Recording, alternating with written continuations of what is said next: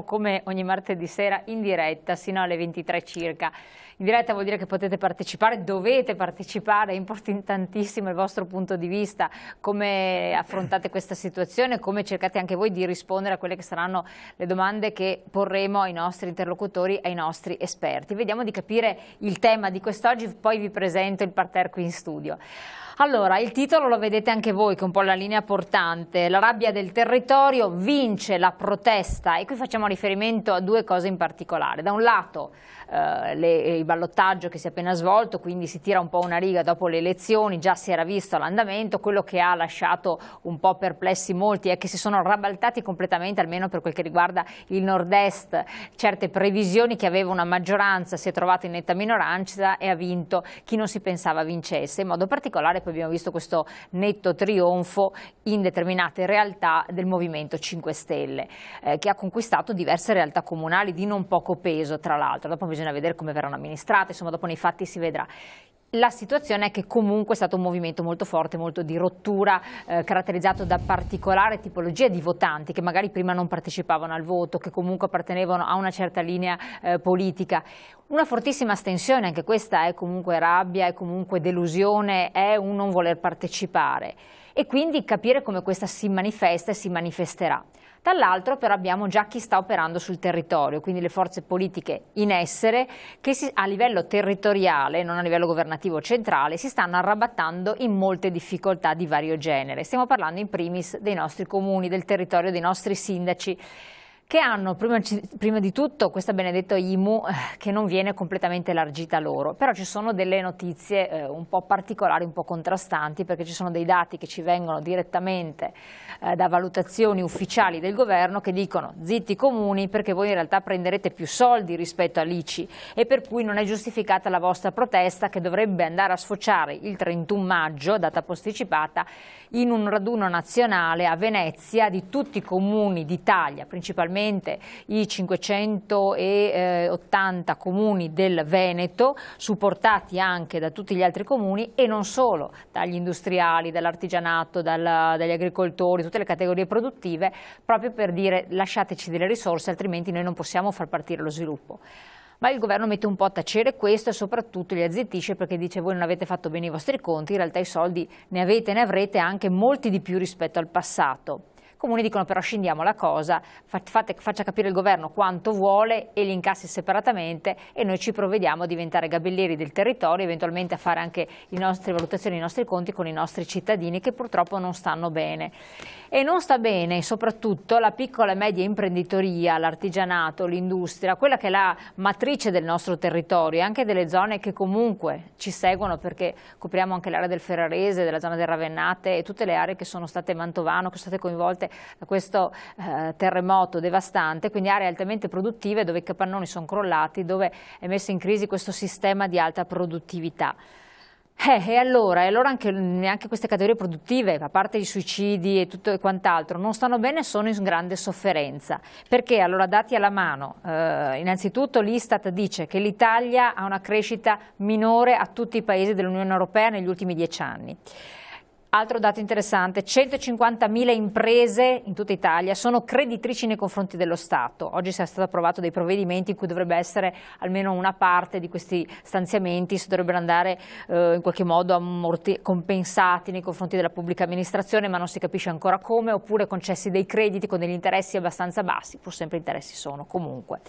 E quindi la questione è abbastanza perplessa. L'Ocse dice che l'1,7% di PIL del 2011 in meno rispetto agli anni scorsi è un dato inquietante, e prevede una correzione dei conti pubblici. Monti ribatte: no, non sarà necessario, però intanto l'Ocse dà un diktat. E per l'Eurostat il tasso di imposizione fiscale in Italia sembrerebbe essere tra i più alti di tutta Europa, cioè circa il 42,6%, percepito poi dalle aziende addirittura il 55%, contro una media dell'Eurozona del 33,4%. Che dire, non c'è di che essere felici, quindi vince la protesta in questa espressione di voto, in queste manifestazioni che si stanno organizzando, o vince una sorta di apatia, di lasciar perdere, non facciamo niente, lasciamo che le cose vadano come devono andare? Allora, vi presento i nostri interlocutori in studio. Allora, io incomincerei subito da Mario Pozza, qui alla mia destra. ben arrivato, presidente Confartigianato Marca Trevigiana. Buonasera. Che rappresenta a questo punto le realtà produttive del territorio. Ben arrivata anche a Sabrina Di Napoli, consigliere provinciale dell'Italia dei Valori. Buonasera. Grazie anche a lei di essere qui con noi. Buonasera a tutti. Tra l'altro Padova, per cui rappresenta la realtà padovana, mentre Confartigianato Marca Trevigiana rappresenta la realtà di Treviso, e quindi vedremo un po' le dinamiche relative a Treviso. Qui subito alla mia sinistra abbiamo Diego Marchioro, sindaco di Torri di Quartesolo, eletto con una civica, giusto per dire, visto che le civiche hanno trionfato in questa tornata elettorale, grazie anche, e nell'Anci comunque, se non sbaglio, vero? Sì, Presidente della Consulta di Finanza Locale, buonasera. E quindi buonasera, a tutti i dati in mano, lei ha tutto un pullulare di valutazioni. Tutti i dati è difficile perché la legge sull'IMU è una legge molto complicata. Vabbè, però intanto ha già qualcosa. E la nostra Elisa Venturini, sindaco di Casalserugo, buonasera ben a tutti. arrivata anche lei, Grazie per l'invito. espressione del PDL, tra l'altro un sindaco che si è contraddistinto a livello nazionale perché ha saputo affrontare al meglio un'emergenza allucinante che si è verificata nel nostro Veneto, l'alluvione. E altre situazioni comunque è riuscita a trovare degli ottimi compromessi, a calmare le acque in situazioni un po' controverse, quindi è andata oltre a quelli che sono i diverbi di partito, insomma. Quindi una posizione di merito per diversi fattori pratici del territorio e anche politici istituzionali. Quindi grazie anche a lei di essere qui con noi. Grazie mille. Allora, prima di sentire i nostri ospiti, di fare un po' un giro di domande e tutto, vediamo insieme questo contributo. L'IMU non è nostra, lo slogan è pronto da tempo in vista della manifestazione di Venezia del 24 maggio promossa dai comuni italiani che definiscono la nuova IMU una tassa statale travestita da comunale che renderà più poveri i comuni e più tartassati i cittadini. Secondo i calcoli che saranno presentati oggi a Frascati dall'IFE e dall'Istituto di ricerca dell'Anci, i comuni rischiano di avere il 30% in meno di risorse rispetto alla vecchia ICI, circa 2,5 miliardi di euro, mentre lo Stato con la nuova IMU incassa 13 miliardi in più. Inoltre l'Anci sostiene che la nuova imposta municipale sia ingiusta perché colpirà di più quei comuni che finora hanno fatto di tutto per tenere bassa l'ICI o quelli che applicavano delle agevolazioni. Soprattutto l'associazione contesta le stime di gettito previste dal governo, che sarebbero esagerate, mancherebbero all'appello almeno 2,2 miliardi di euro. Il Ministero dell'Economia e delle Finanze prevede di incassare dall'IMU 21,4 miliardi, di cui 3,4 relativi alle prime case e 18 agli altri immobili. Secondo l'IFEL invece si rischia di avere un minor gettito tra 1,9 e 2,5 miliardi di euro. Nel complesso le stime comunali calcolano un incasso inferiore alle previsioni del Ministero di 900 milioni per lo Stato e di 1,3 miliardi per i comuni. Se fosse come dicono loro, quest'estate sarà necessario aumentare le aliquote, l'1 per 1000 in più sulle aliquote basse, dallo 0,4 allo 0,5% per la prima casa e dallo 0,76 allo 0,86% per tutti gli altri immobili. I cittadini insomma dovranno pagare più tasse per ottenere gli stessi servizi. In ogni caso anche il governo è consapevole del rischio, per questo ha già previsto una verifica del gettito sulla base dell'acconto IMU di giugno. State dichiarazioni che io come membro del governo ho il dovere di dichiarare inaccettabili, come quella che dice che non si paghi l'IMU e noi saremo sempre più pesanti contro l'evasione fiscale. Quella è evasione fiscale e chi incita all'evasione fiscale meriterebbe un trattamento molto rigoroso da parte di una collettività civile. Allora, rigore estremo, però qui sembra che 3 miliardi in più i comuni dall'IMU nel 2012 rispetto a quanto incassato nel 2011 dall'ICI. Il sottosegretario all'economia Vieri Ceriani fa i calcoli numeri alla mano e ribatte quanto dice l'Anci del Veneto. Cioè dice che sostanzialmente nel 2012 dei 21 miliardi di gettito previsto dall'IMU, 9 miliardi andranno allo Stato, 12 ai comuni. Nell'anno precedente invece questi ultimi, cioè i comuni dall'ICI, ne avevano incassati 9, quindi 12 meno 9 fa la differenza in più. Dalla nuova imposta sulla casa il guadagno è di circa 3 miliardi, mentre la carenza di risorse lamentata dai comuni deriva dai trasferimenti dello Stato che hanno subito in effetti un taglio forte. Per quanto quindi attiene all'ammanco equivalente a 2,5 miliardi che emerge da uno studio dell'IFE, l'Istituto di ricerca dell'Anci, Ceriani ne contesta quindi in toto la validità. Allora, questo è quanto. Dopo entriamo nel merito perché dopo c'entrano naturalmente anche le realtà produttive, c'entra politica. Ecco, questa è una cosa che Anci Nazionale sta dicendo già da gennaio. I dati di Anci sono dati rilevati dai bilanci comunali, quindi riteniamo che sia giusto ribadire che i calcoli fatti da ANCI riguardo al minore introito siano dati più corretti di quelli del governo. Questa non è presunzione, ma è diciamo un calcolo, una stima basata su dati concreti di bilancio. Di fatto nei nostri comuni noi abbiamo rilevato differenze importanti fra le nostre banche dati e quelle che invece sono le previsioni del governo. Io credo che sia giusto dire questo. Credo che la dimostrazione del fatto che l'incertezza sulle entrate IMU sia proprio data dal fatto che il governo ha previsto degli step successivi al primo versamento per eventualmente adeguare le aliquote, rifare i calcoli e adeguare le aliquote. Quindi già questo per me è la dimostrazione, anche per ANCI, è la dimostrazione che c'è incertezza sui dati. Cosa chiedete voi? Perché siete a questo punto in agitazione? Spieghiamolo bene anche ai cittadini, perché effettivamente anche parlando con la gente non c'è percezione chiara, ognuno vede il proprio orticello però poi nell'insieme. Sì, forse va spiegato una cosa, che l'introduzione dell'IMU, di questa imposta municipale, che poi non è municipale ma viene ad essere statale, in realtà serve a coprire dei tagli di trasferimenti, perché tante volte mi sento dire anche dei cittadini, adesso insomma i comuni hanno l'IMU, quindi hanno delle disponibilità economiche. In realtà l'IMU serve appunto per compensare dei tagli di trasferimenti statali. Noi nel 2011 avevamo come entrata di comune la compartecipazione IVA, l'addizionale al consumo dell'Enel, dell'energia elettrica, e un fondo di riequilibrio sostanzialmente, insieme all'ICI relativa agli immobili che non erano abitazione principale. La compartecipazione IVA è stata eliminata, l'addizionale al consumo dell'energia elettrica pure, quindi sono state fiscalizzate, non ci sono più, e quindi noi adesso abbiamo il fondo di riequilibrio e l'IMU, che rappresentano le principali entrate. Però queste entrate sono inferiori rispetto a quelle che noi avevamo con la compartecipazione IVA e con l'addizionale al consumo dell'energia elettrica, perché ci sono stati dei tagli di trasferimenti. Noi dovremmo andare a compensare questi tagli con l'applicazione dell'IMU. Però se noi vogliamo trattenere delle risorse del territorio, dobbiamo fare dei calcoli anche applicando delle aliquote superiori rispetto a quelle base che ha stabilito lo Stato, perché una parte dell'IMU va allo Stato, che è questo 0,38%. Allora ci sono dei casi in cui noi veniamo a vedere con l'applicazione dell'aliquota base, che è lo 0,4% all'abitazione principale, se abbiamo una rendita di una 2 pari a 591, facciamo ipotesi, si viene magari a pagare con detrazione di 200 euro e con la detrazione maggiorata per i figli, un importo IMU che è più o meno paragonabile all'ICI precedente. Magari ci può essere qualche aumento, però grosso modo si rimane sui valori corrispondenti.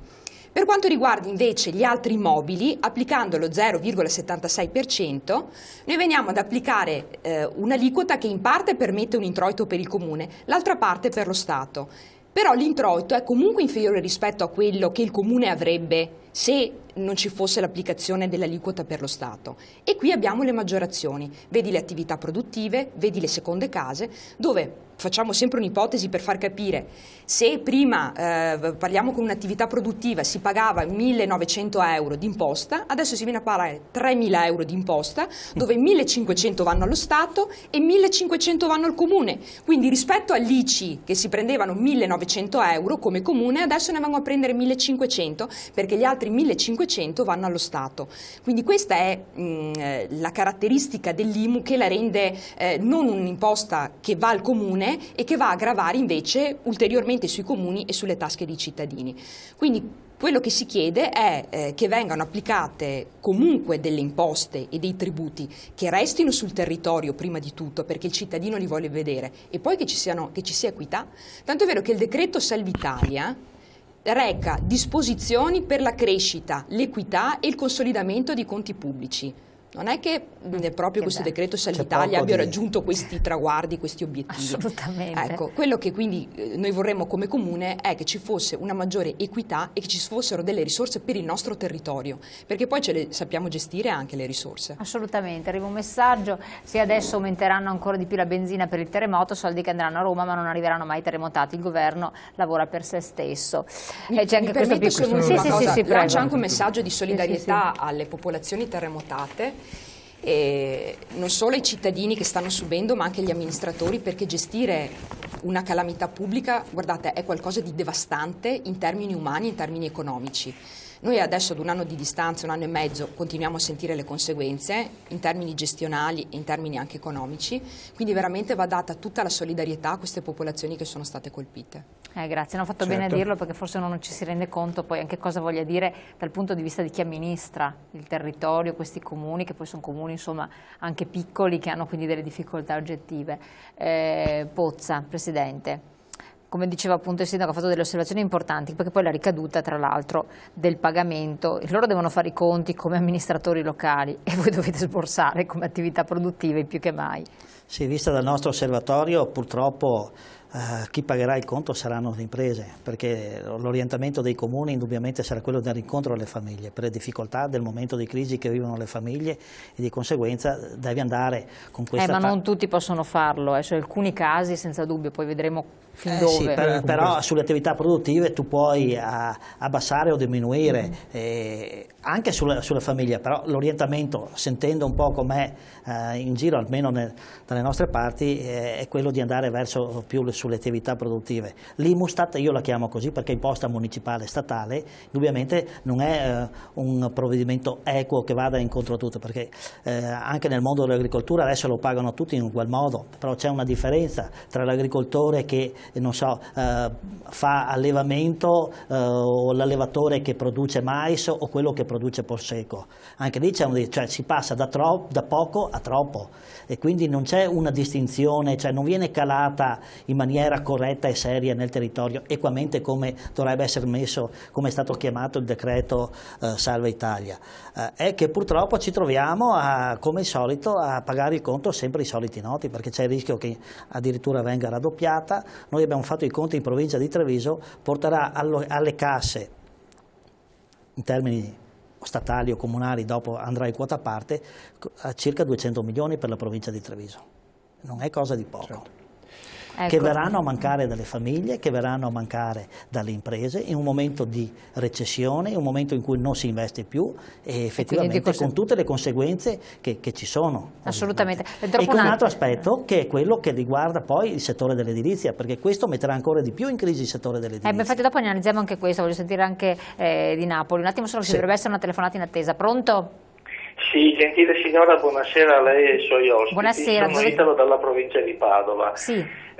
Cade a fagiolo la presenza dei due sindaci, anzi io voglio fare i complimenti al sindaco di Casalserugo, perché ho visto che si è mossa molto bene proprio nel tristissimo avvenimento dell'alluvione, e quindi io l'ho vista agire. Non sono del suo paese, ma mi pare che sia un bravo sindaco, senza nulla togliere al sindaco di Torri Quattesolo, che non conosco, però mi pare che all'interno dell'ANCI abbia un ruolo assolutamente importante. Come diceva il servizio televisivo che avete presentato in questa trasmissione, il Presidente del Consiglio parla di equità e di tante belle cose. Allora io sono favorevole all'applicazione dell'IMU, perché credo di più alle tasse indirette che alle tasse dirette sul lavoro. Il lavoro dovrebbe essere molto meno tassato, però laddove manca il presupposto per pagarla volentieri, e vorrei che non venisse pagata momentaneamente, è proprio l'equità. In un territorio come quello italiano, dove non esiste un catasto uniforme, dove sappiamo che in alcune località proprio le case, gli immobili non sono accatastati, dove ci sono delle eccezioni, per esempio, al pagamento dell'IMU, che sono assolutamente scandalose, perché se pensiamo alle fondazioni bancarie, che sono le proprietà della banca, che non pagano l'IMU, voglio dire, siamo nel paranoico. Io faccio presente ai signori sindaci, la cui battaglia io spero vada avanti veramente con molta forza e determinazione, che per esempio il signor Presidente della Repubblica è autorizzato per legge a non pagare nessuna imposta. In tempi di vacche grasse mi può andare bene, ma in tempi di vacche magre non mi va assolutamente bene. questa disposizione di legge, perché il primo cittadino d'Italia deve dare assolutamente un buon esempio. E allora il problema è che io voglio pagare l'IMU, ma ne voglio pagare molto meno perché la devono assolutamente pagare tutti.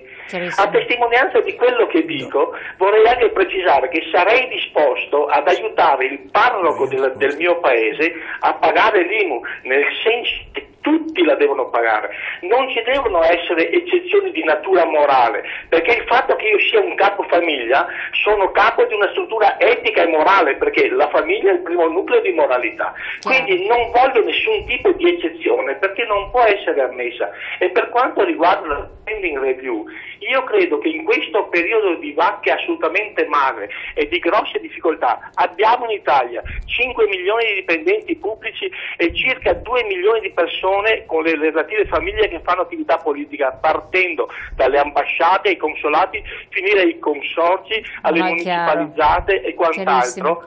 E allora io vorrei dire che in questo periodo sarebbe opportuno che il signor Presidente della Repubblica guadagnasse 4.000 euro al mese, che gli potrebbero anche bastare, e per caduta si arrivasse a 1.500 euro finché perdurano le vacche magre. Non è comprensibile che magistrati, polizie e quant'altro prendano stipendi da Nabapo e poi i sindaci sono lasciati in queste condizioni penose di azione. Certo. È il sindaco, che gestisce il territorio, la fonte principale della politica e dell'azione sociale, e anche operativa e produttiva. Quindi loro che sono dei politici non possono accettare queste condizioni di iperpagamento. Grazie, è stato gentilissimo del suo intervento, grazie molte. Prima di dare la risposta, passare la parola a Di Napoli, poi naturalmente anche a Marchioro, rispondendo al nostro telespettatore, dobbiamo andare subito in pubblicità, veramente pochi secondi, ma dobbiamo fare la pubblicità, così dopo rispondiamo al nostro telespettatore, dopo se hanno altri da intervenire. Un attimo.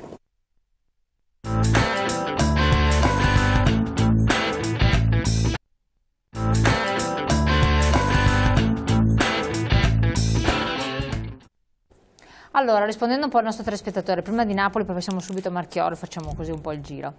Ma è evidente che c'è uno stato di malessere che deriva dal fatto che tutti stiamo subendo questa crisi. Da un lato la subisce chi lavora a stipendio fisso, perché chi lavora a stipendio fisso paga, trattenuto dalla busta paga, tutte le tasse che sono imposte. Ma la subisce in realtà, e io lo vedo sul mio territorio perché parlo spesso con i commercianti, parlo con gli artigiani, anche chi lavora nel privato, perché facciamo presto a dire evasione. È vero che ci sono dei dati di evasione allarmanti, però ho anche visto recentemente pubblicato i dati delle aliquote di contribuzione del cittadino padovano, che non mi sembrano che siano così basse rispetto alla media nazionale che viene poi attribuita ai commercianti. E qual è il problema? Il problema è che di fatto tutti siamo in grossa difficoltà proprio a pagare le tasse. Molte persone mi hanno detto che stanno fuori gli studi di settore, perché di fatto gli studi di settore oggi non sono un elemento che è in grado di fotografare la realtà per quello che è. Ci sarà una rivalutazione di 2.000 euro in più nella prossima dichiarazione di reddito con l'adeguamento di studi di settore. D'altro canto era evidente e giustamente Elisa Venturini si rifaceva al decreto Salva Italia. Io sono di un partito che il decreto Salva Italia ha avuto il coraggio di non votarlo. Noi avevamo capito subito che la manovra era recessiva. Cosa vuol dire che una manovra è recessiva? Che se tu fai una manovra per mettere in ordine esclusivamente i conti dello Stato, ma non conti invece di andare a definire delle strategie che ti permettano il rilancio dell'economia, quello che si verifica è che non c'è spesa e quindi non c'è crescita e quindi di fatto il PIL si riduce e il debito in rapporto al PIL aumenta. Quindi questo che cosa significa nei fatti?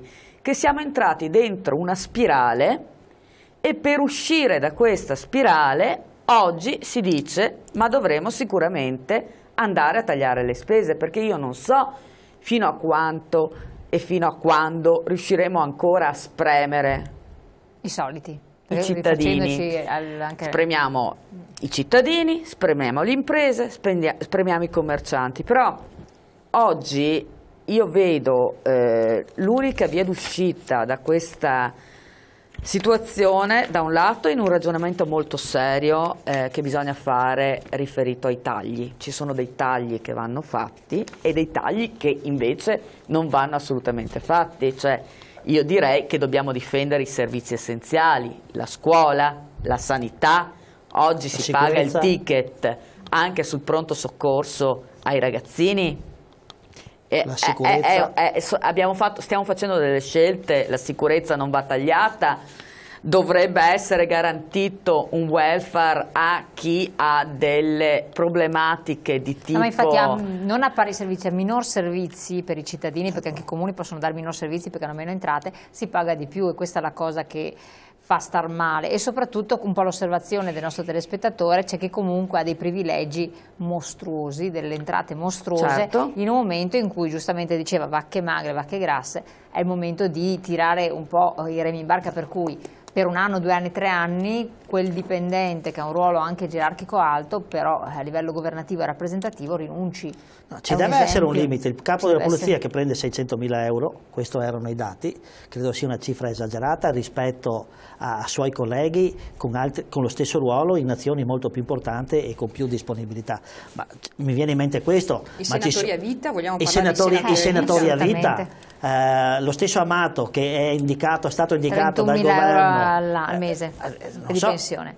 Infatti c'è una telefonata, adesso passo la parola anche al sindaco Marchioro. Sì, buonasera. Buonasera, dove chiama? Da provincia di Venezia, sono Alberto. Sì, prego. No, sto ascoltando come al solito le solite chiacchiere che vengono fuori.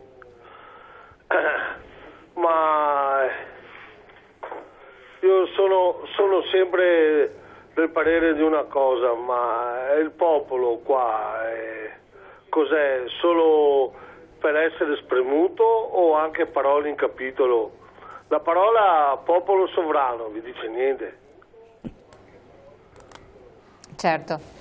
No, ma può esprimersi il popolo tranquillamente anche alle votazioni, infatti qua ha dato un segno che va interpretato. Lasciamo parlare delle votazioni, perché ormai di politica possiamo parlare di destra e di sinistra, perché secondo me e anche molti altri non c'è più niente, perché addirittura adesso c'è quelli del PDL che parlano che non vogliono la concussione, che poi sono tutti quanti dei parassiti ladri con i tornaconto elettorali. Ma se il popolo sovrano ha detto no, perché vogliono camuffare e rubare i soldi al popolo? Perché rubano tutti. Ma allora, perché il popolo non lo lasciate rubare anche a lui? Volete rubare solo voi? Spezziamo una lancia però. Bisogna smettere di rubare tutti. Voglio una risposta. Possiamo rubare noi? Assolutamente no, nessuno dovrebbe volete rubare solo voi? Ma voi chi? Voi chi? I politici. La casta maledetta, lo sapete. Ma qui non abbiamo la casta, guardi, giusto voglio fare una precisazione, perché allora qui ho dei sindaci che anzi si sono contraddistinti per violazioni meritorie. Perché fate ridere il mondo con i vostri sindaci che sono innovatori, cosa. Avete solo cambiato il simbolo, ma la predica è sempre la stessa, lasciate stare, dai. Va bene, grazie comunque del suo intervento. Non prendete più in giro nessuno. Va bene. Allora, no, per precisare, perché bisogna sempre fare le precisazioni del caso. Qui casta non ce n'è, e in queste trasmissioni normalmente, anzi si vanno proprio a cercare, li vado a cercare con lumicino, non mettiamo mai casta. Ci può essere un esponente di partito particolarmente significativo quando interviene, che proprio al quale si vogliono dire le cose per capire, mutuando quanto sente dal governo eccetera, e poi andarlo a riferire. In questo senso ci può essere qualche esponente, ma in questo caso qua abbiamo 2 sindaci in cui io li ho già presentati prima, si stanno prodigando per il territorio, anzi si sono rimboccati le maniche nel vero senso della parola. abbiamo un consigliere provinciale e un imprenditore, quindi della marca trevigiana. Di conseguenza stiamo parlando di situazioni tutt'altro che di casta, quindi cerchiamo di fare dei distinguo. Stiamo parlando di problemi e vedere le possibili soluzioni, problemi che emergono, quali sono e come si possono in qualche modo risolvere. Vediamo un attimo il messaggio che è appena arrivato, se magari la regia lo mette in onda, così possiamo anche passare la parola al sindaco. Ci stanno facendo morire tutti di tasse esistenti, un popolo di morti di fame perseguitati dal fisco, denunciamo il governo per stalking, abuso di potere. Poi c'era un altro messaggio che diceva se il lavoratore perde il lavoro, come fa a pagarsi la casa? Deve vendere anche la casa o il pensionato, e dopo alcune soluzioni che venivano proposte anche dai nostri cittadini, che la casa grande deve pagare di più. Pensiamo però ai pensionati che vivono con 700 euro, hanno queste case enormi, mezze un po' fatiscenti, come fanno a pagare? È un problema, e non hanno magari figli a carico. Certo. Marchioro. L'ultimo intervento dà il senso... E anche il penultimo, perché poi non le ho dato la parola. No, comunque l'ultimo intervento da casa dà il senso un po' del sentimento che c'è, ed è difficile in questo momento chiedere di distinguere, purtroppo, perché si sono fatte troppe cose sbagliate in questi anni, e quindi adesso insomma, diciamo che un certo risentimento da parte della gente è anche comprensibile. Io però voglio tornare all'intervento di prima, che mi è sembrato comunque un ottimo intervento, e in particolare volevo dire questo: noi, quando il signore di prima ha parlato del catasto, ha parlato del fatto che molte case non sono accatastate, quindi non compaiono, non pagheranno IMU perché non si vedono, sono le case fantasma. Ecco, a questo proposito l'ANCI sta chiedendo da tempo di avere la responsabilità sul catasto. Perché? Se ogni comune, se ogni sindaco dovrà fare riferimento alle risorse che vengono dal territorio, sicuramente anche in comuni dove gli accatastamenti non sono stati fatti in questi anni passati si dovranno fare, cioè sarà necessario che le amministrazioni provvedano a verificare bene questa cosa. Se si allarga la base imponibile, significa che si possono abbassare le aliquote.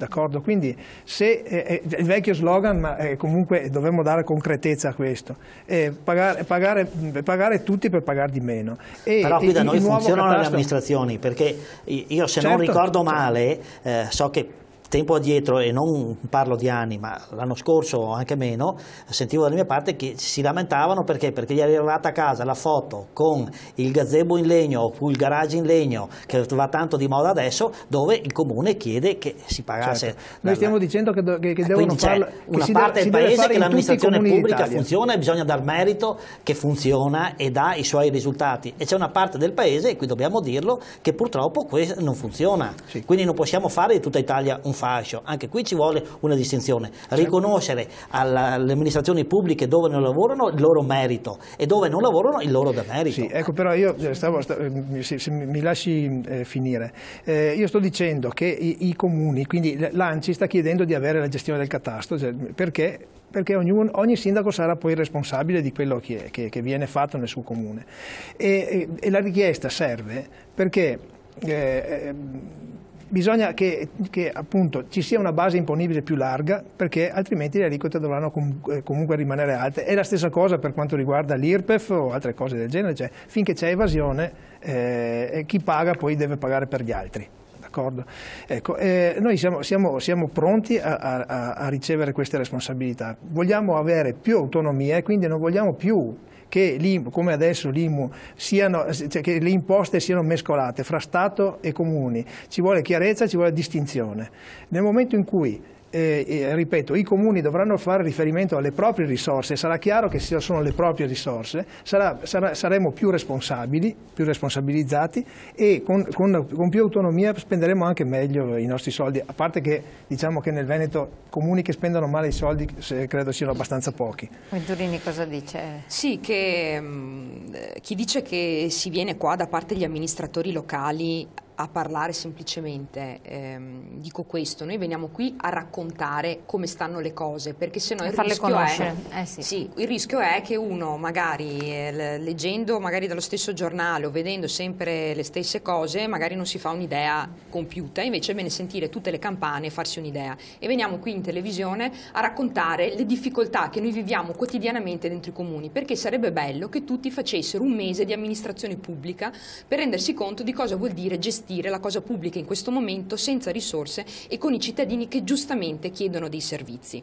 Quando noi non siamo qui in televisione, siamo in mezzo ai cittadini, sul territorio, a battagliare. Con Diego, ad esempio, abbiamo fatto una battaglia perché avevamo dei problemi col patto di stabilità, siamo andati a Roma, siamo andati a Venezia, abbiamo mobilitato il mondo, abbiamo fatto riunioni e alla fine abbiamo ottenuto un risultato.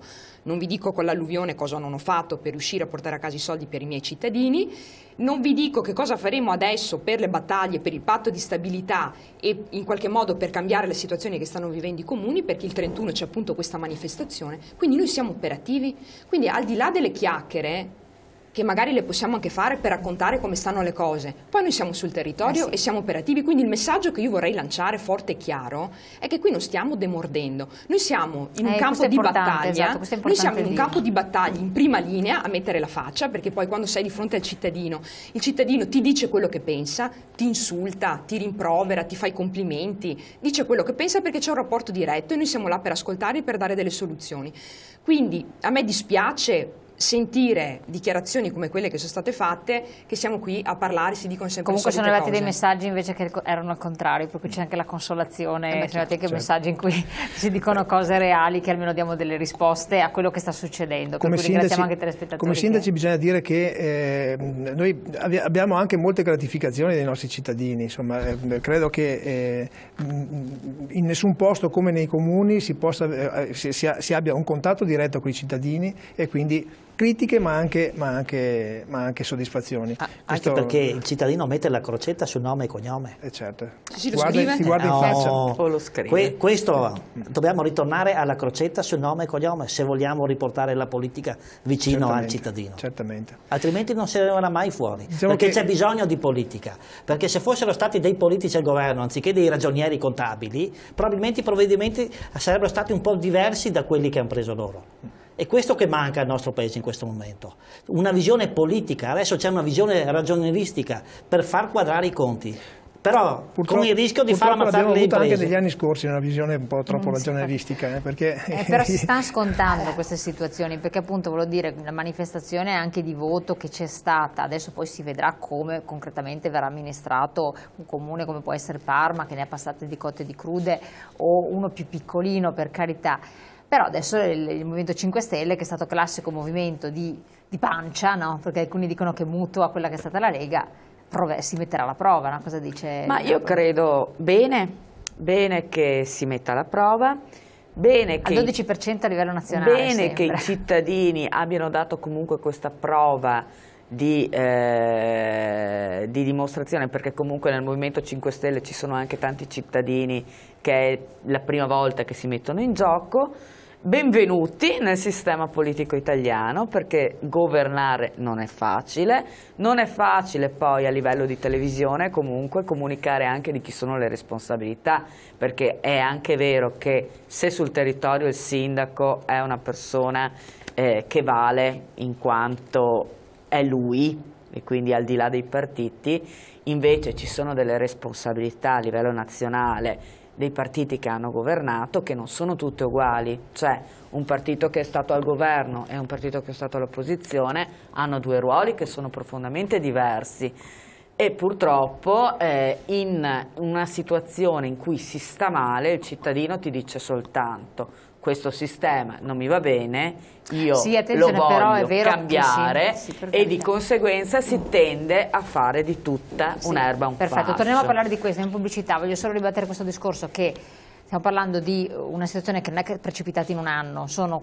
15-20 anni da mano di governi che si sono alternati destra, sinistra, centro, quello che è, alla fine si tira le somme, disastro totale, quindi le responsabilità vanno equamente condivise, spalmate e assunte, perché dal momento in cui tu davanti ai cittadini, come lo fa il sindaco, si assume la responsabilità di dire qua ho sbagliato, è vero, taglio quelle persone, quindi le mando fuori dal sistema e adesso ricomincio e io stesso mi decurto, io credo che tutti sarebbero disposti a ridare fiducia, perché è difficile ricreare nuove formule politiche, perché comunque chi tendenzialmente è di destra prova quel tipo di ideologia, chi di sinistra, c'è questa tendenza. Credo... Lo dico, dopo voglio un po' la risposta, è un po' una buttata che faccio anche per i nostri telespettatori se vogliono intervenire. Pubblicità, poi torniamo insieme.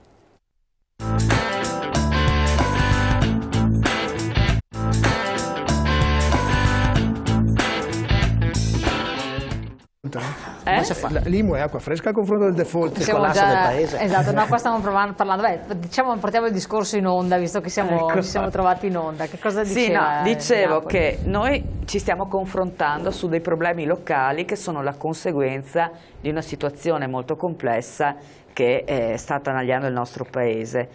Grillo nei suoi exploit ha proposto una soluzione su cui noi non siamo d'accordo, io personalmente non la condivido. Lui ha detto andiamo al default, quindi facciamo fallire lo Stato e naturalmente il sistema dice attenzione che far fallire lo Stato significa che non paghi più gli stipendi, che non paghi più le pensioni, che non ce n'è per nessuno e di conseguenza bisogna stare ben attenti a quello che si dice.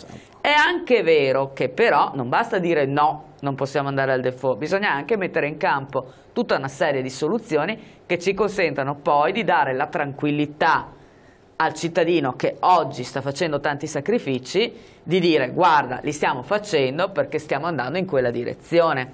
E allora le soluzioni dove si vanno a trovare? Non si vanno a trovare neanche nella nostra politica locale, ma si vanno a trovare in situazioni concertate a livello europeo, dove sicuramente bisognerà sbloccare questa situazione in cui noi oggi come Stato non abbiamo un'autorità monetaria che ci permette di applicare delle politiche che rilancino la nostra economia, ma certo che si possono fare i tagli, 6 mesi che sono al governo guarda che il problema dei tagli è un problema che non ti risolve. Ma come non risolve? Iniziamo a chiudere i tappi di questa vasca. Però siete anche voi dell'IDV che sostenete i tagli primi. Certo, allora, noi i tagli li abbiamo sempre sostenuti, iniziamo a eliminare quelle province in più, eliminare le province fino a 20.000 dove ci sono le abitanti. città metropolitane, iniziamo a togliere 10 corpi di polizia invece di farne 10, guardie, finanza, carabinieri, polizia di Stato, polizia provinciale, polizia municipale. Facciamo una sana lotta all'evasione fiscale, che allora quelli che pagano le tasse una sana lotta all'evasione fiscale e quelli che non sia le dei pagano, lavoratori autonomi ma anche dei lavoratori dipendenti che hanno il doppio lavoro,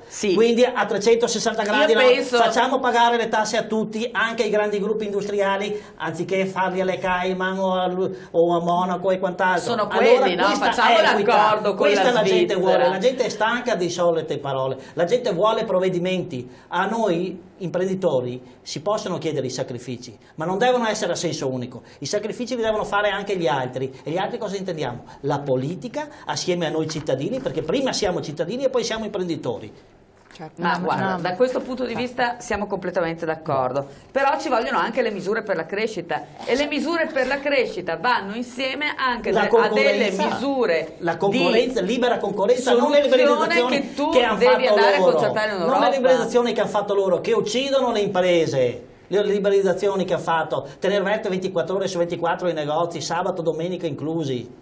Non sono queste liberalizzazioni che abbiamo bisogno di liberalizzazioni vere nei trasporti dove non c'è la concorrenza libera, nel trasporto ferroviario, nel trasporto, basta vedere come sono le nostre società provinciali di trasporto, ne hai 4-5 in ogni provincia, in difficoltà, fanno concorrenza al privato, possono fare il gran turismo al privato, il privato non può fare il trasporto pubblico. Queste sono liberalizzazioni che ti mettono in confronto e vedrai che i costi si abbasseranno. Certo. E non ci vogliono degli accademici per fare questo. Non ci vogliono dei scienziati di premi Nobel, però vediamo professori della Boccone che insegnano ai nostri figli, poi tra l'altro, questi insegnano ai nostri figli a diventare bravi economisti e questi sono i risultati. Non hanno il coraggio di tagliare perché hanno avuto bisogno di Amato e di Bondi per studiare dove tagliare. Anzi hanno chiesto i cittadini di veniamo anche presi in giro. Allora, e poi altra cosa che a mio avviso avrebbero dovuto fare, qualche professore giovane probabilmente ci stava in mezzo a tutti questi signori, tutto rispetto che se lo meritano per carità, però una ventata di gioventù, una ventata di speranza anche verso questi giovani, è un messaggio che tu rivolgi al paese.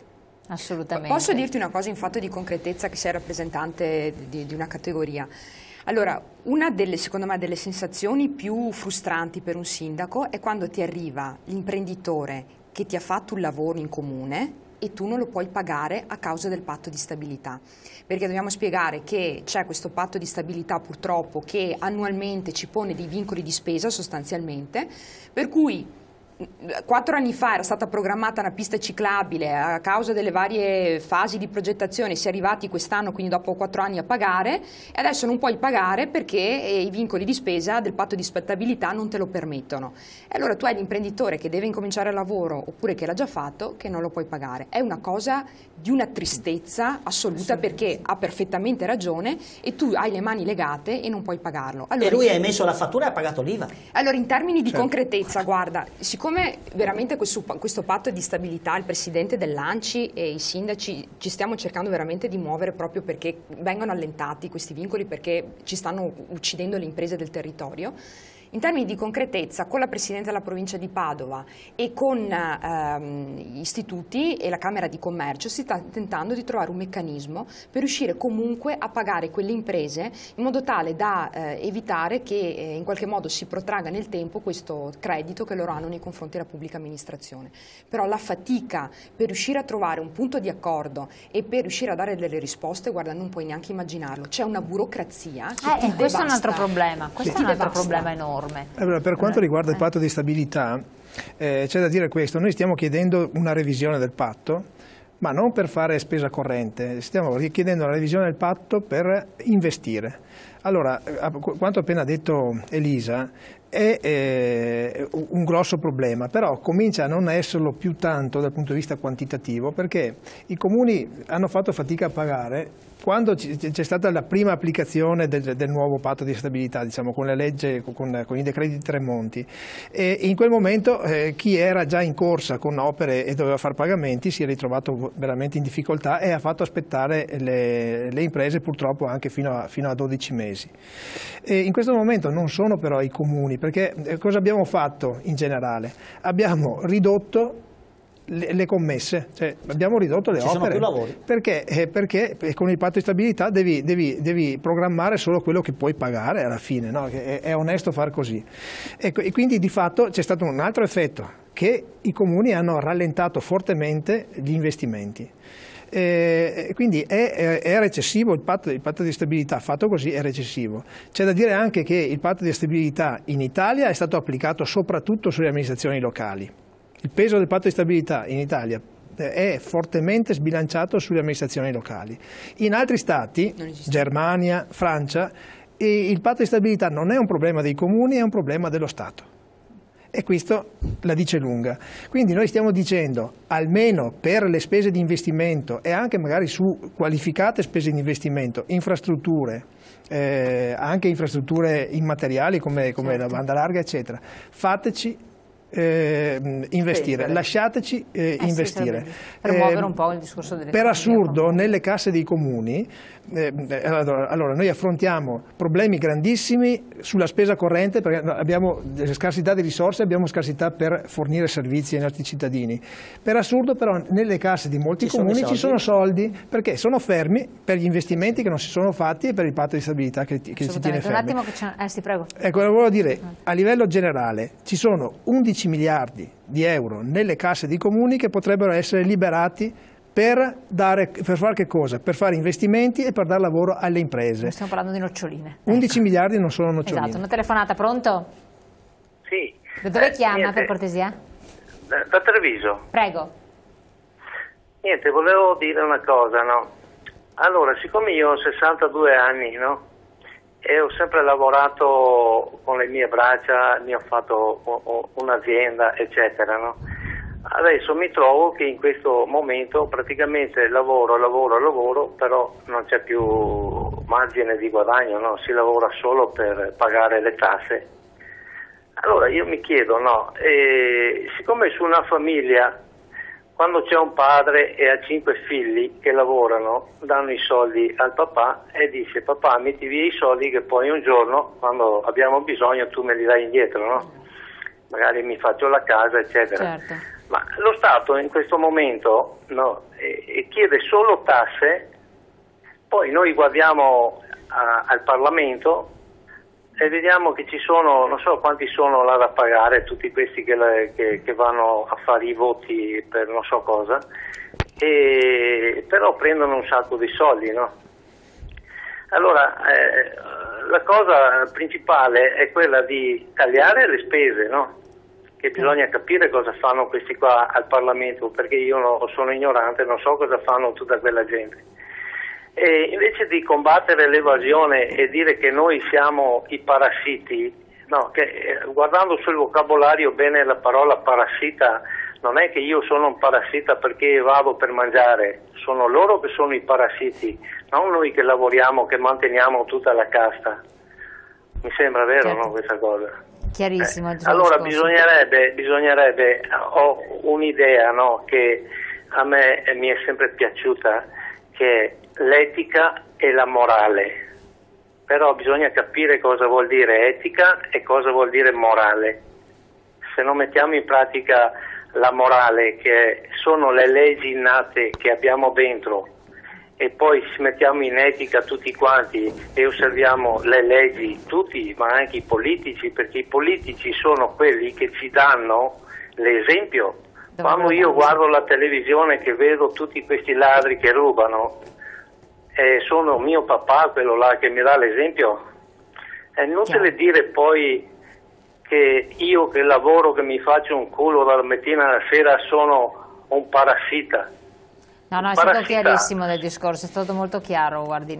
Grazie. Io la ringrazio molto. Io ho mandato una lettera a Roma proprio sulla campagna pubblicitaria del Ministero delle Entrate, sì, delle Finanze, per quanto riguarda il messaggio che si manda.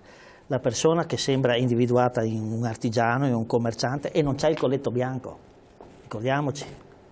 Quanta evasione c'è dai grandi gruppi o elusione che gli è permessa di fare, a discapito di noi. No, ma c'è un aspetto importantissimo, però è vero.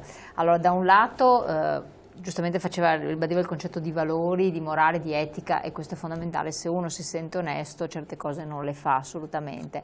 Però giustamente chi ci deve dare l'esempio, che dovrebbe essere emblematico, come giustamente dicevano i nostri sindaci, ti esponi, dai la tua faccia, devi comportarti addirittura meglio degli altri perché devi ascoltare gli altri.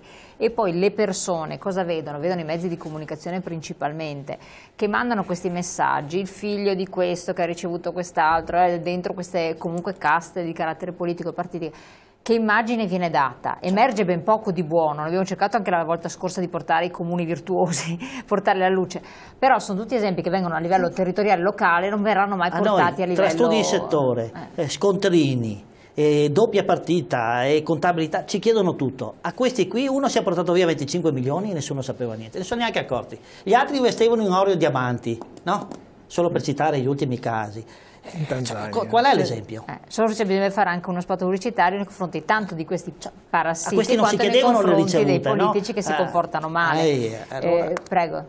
Ma l'etica parte da ciascuno di noi e io credo che abbiamo però c'è un'oggettività. C'è un'oggettività. Abbiamo avuto degli anni bui dal punto di vista dei messaggi politici, riferiti anche all'idea che tutto potesse essere permesso. Io credo che in questi anni ci sia stata una degenerazione progressiva riferita al rispetto delle regole. Un paese in cui i cittadini non sono disposti a rispettare le regole è un paese che è già perduto in partenza.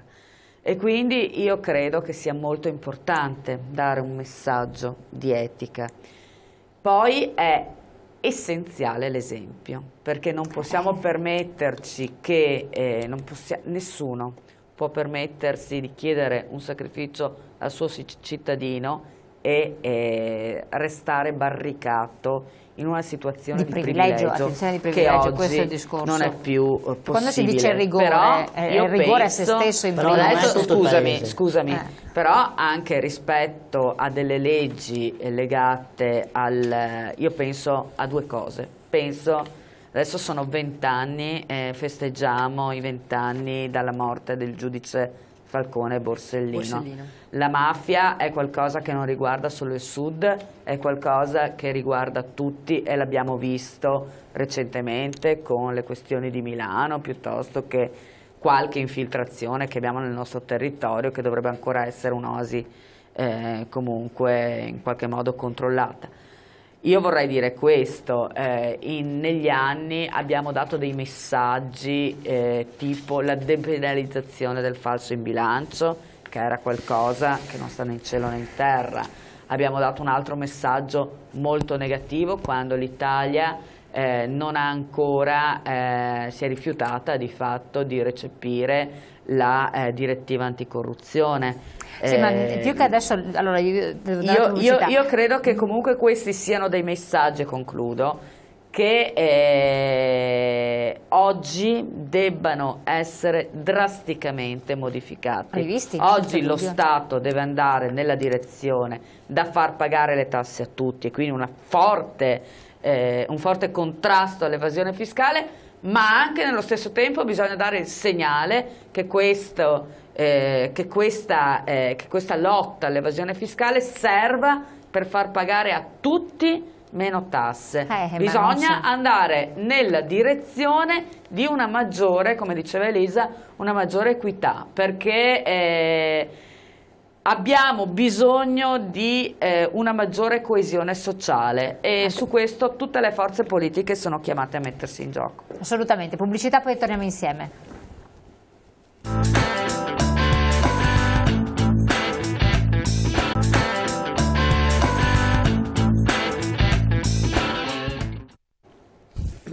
Allora, abbiamo accennato al discorso, anzi abbiamo parlato del discorso delle difficoltà di chi amministra i comuni, la cosa pubblica, la crisi totale della politica, però abbiamo anche un esponente di chi opera sul territorio, abbiamo sentito anche testimonianze telefoniche di lavoratori, eccetera. Riallacciamoci al discorso purtroppo gravissimo, però se non se ne parla si dimentica anche perché c'è stato un altro episodio da parte di un lavoratore invece che ha perso il lavoro, che si è suicidato, non in Veneto, comunque è successo, e quindi dei suicidi degli imprenditori, per fare delle riflessioni al riguardo. Vediamo insieme questo contributo.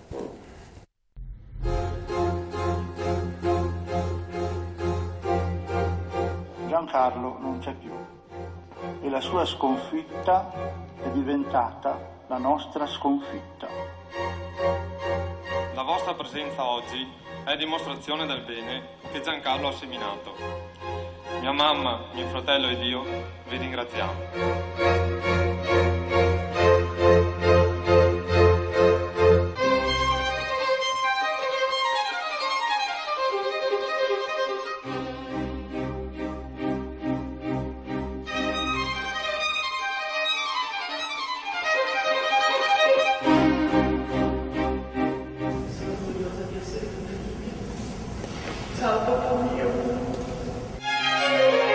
Giuseppe Nicoletto, Giancarlo Perin, Giovanni Schiavon, Paolo Trivellin, Walter Ongaro.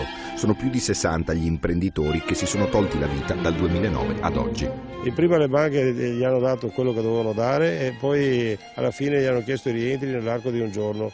Non hanno avuto nessuna possibilità di difesa perché le banche li hanno strozzati. Anch'io ho dei crediti verso lo Stato, sono 2 anni che aspetto, ma nessuno paga. Colpa delle tasse troppo alte, colpa delle banche che non prestano soldi o li rivogliono indietro troppo presto. Colpa dei clienti che non pagano, colpa del patto di stabilità, che non consente ai comuni di liquidare le imprese. Colpa di un eccesso d'etica, ha scritto Dario Di Vico. In Veneto El Paron non è il padrone. È un amico, è il padre di famiglia. Qualsiasi sia la colpa, quando muore l'impresa, quando muore la sua famiglia, muore un poco anche lui. I tuoi dipendenti sono amici, colleghi, persone con cui passi più tempo che con la tua famiglia. Borgoricco, Peraga, Montecchio, Montebelluna, Castelmassa, Padova, Vicenza, Treviso, ma anche Palermo, Sondrio, Trieste, Bari. Ogni città, ogni paese racconta la storia di un fallimento. Io lavoro in edilizia e io ritengo che il nostro settore sia finito.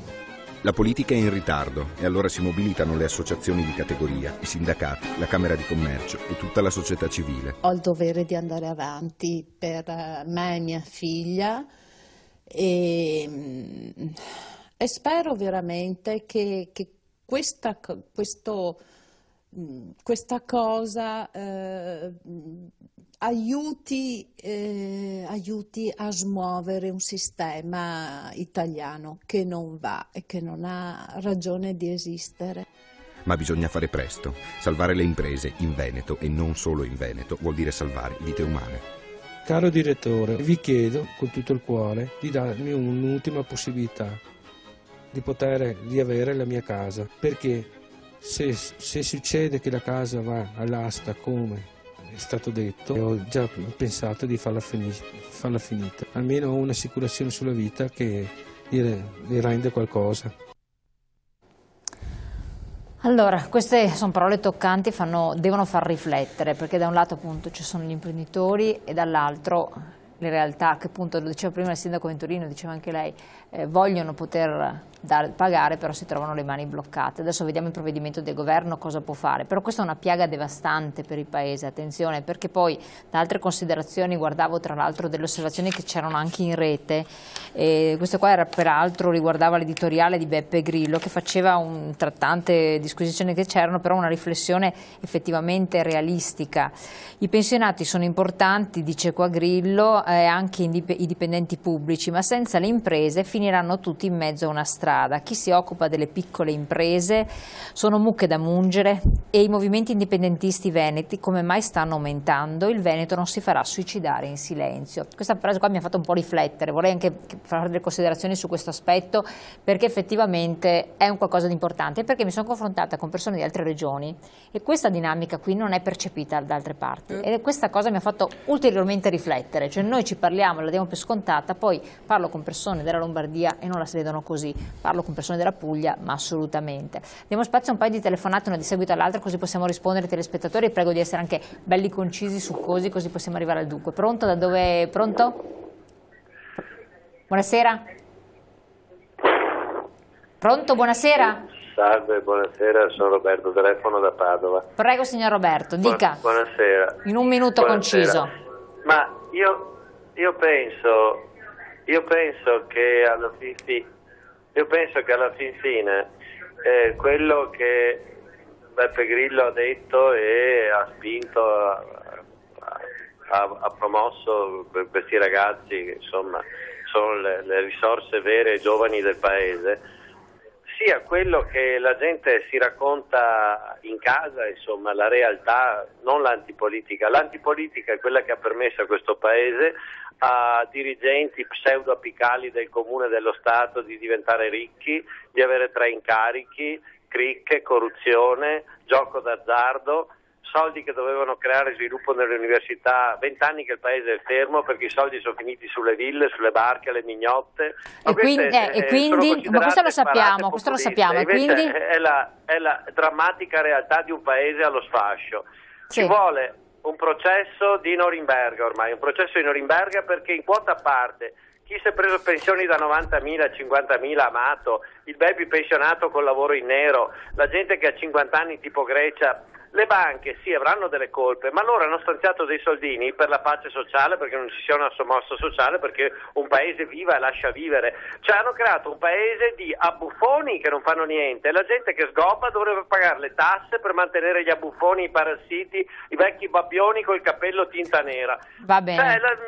Guardi, e ogni volta che si fa questo ragionamento dice ma questo è, o non ci lasciate parlare, ci troncate il ragionamento, o ci dite che sono sparate populiste e l'antipolitica. Ma la politica cos'è? Quella di D'Alema che ha permesso senza il conflitto di interessi di avere 20 anni di Berlusconi con tutte le sue mignotte, col suo sperpero, col suo Dell'Utri, con Mangano. Ma questo, cioè, che paese ci ha lasciato? Ditemi, che paese abbiamo noi?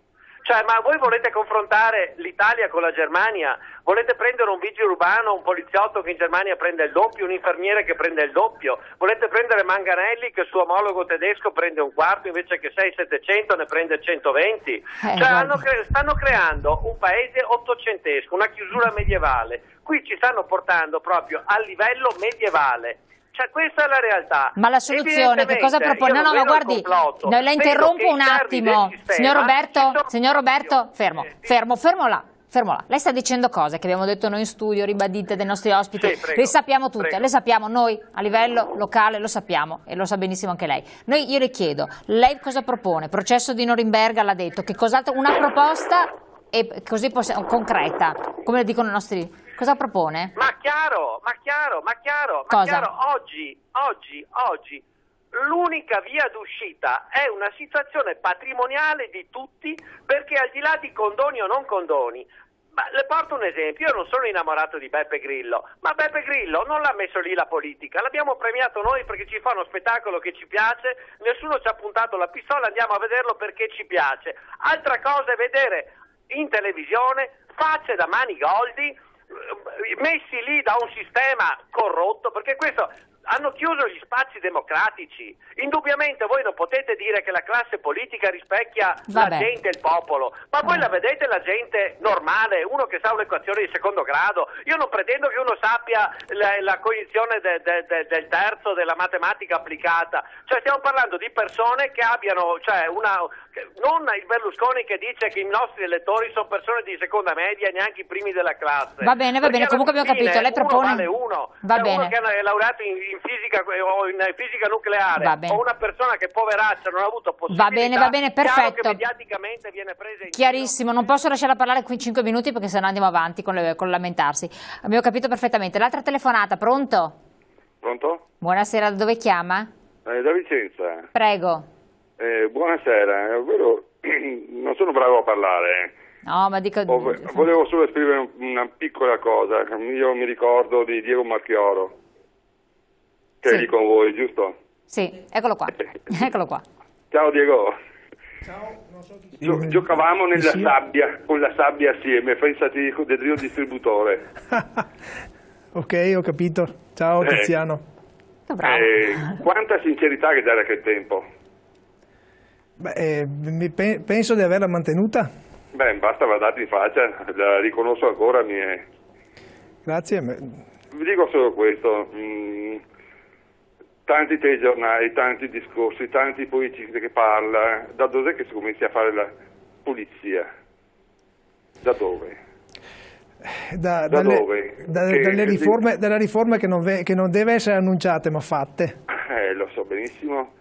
E la gente si è stanca perché mi capisco qui che butta i fiori, qui che va in depressione, li capisco tutti quanti, capisco anche la rabbia di qui che riesce a passare la depressione, e bisogna stare attenti che robe, perché da lì viene fuori le guerre, la gente si è stanca, si è stufa, lo sappiamo tutti quanti, continuiamo a dirlo, però noi altri potremmo solo avere l'alternativa di votare un Beppe Grillo o votare un altro che faccia e basta. I cambiamenti, in che robe viene, adesso Beppe Grillo va bene, venirà a tagliare, succederà qualcosa, ma là a Roma, cazzo, non viene mai tagliare niente. Certo, è proprio quello che stavo dicendo, nel senso che grazie del suo intervento. Gli annunci non servono più, più a niente, non convincono più nessuno. Adesso sì, infatti. Ci sono anche messaggi di rivoluzione, bisogna andare in piazza, sono messaggi abbastanza ormai attivi rivoluzionari. Allora rispondiamo, Pozza, rispondiamo un po' al nostro telespettatore, un po' anche all'altro che ha detto una patrimoniale, processo di Norimberga, Roberto da Padova, e poi passo la parola anche naturalmente a Elisa Venturini. Ma riformare uno Stato non è facile, certamente, però si può iniziare a dare già dei segnali. E questo è quello che chiediamo noi, ovviamente. Purtroppo noi sappiamo l'Italia è lunga e larga e di conseguenza ne paghiamo le conseguenze di questo Paese, anche nella sua geografia. Questa è la classe politica, ce la meritiamo o non ce la meritiamo? Bisogna lavorare per cambiare, bisogna riportare la politica vicino alla gente, tutti quanti assieme, perché da questa crisi se ne esce solo se c'è una unità di intenti da parte di tutti, lavoratori, associazioni di categoria, politica, amministrazioni, perché altrimenti sarà il caos.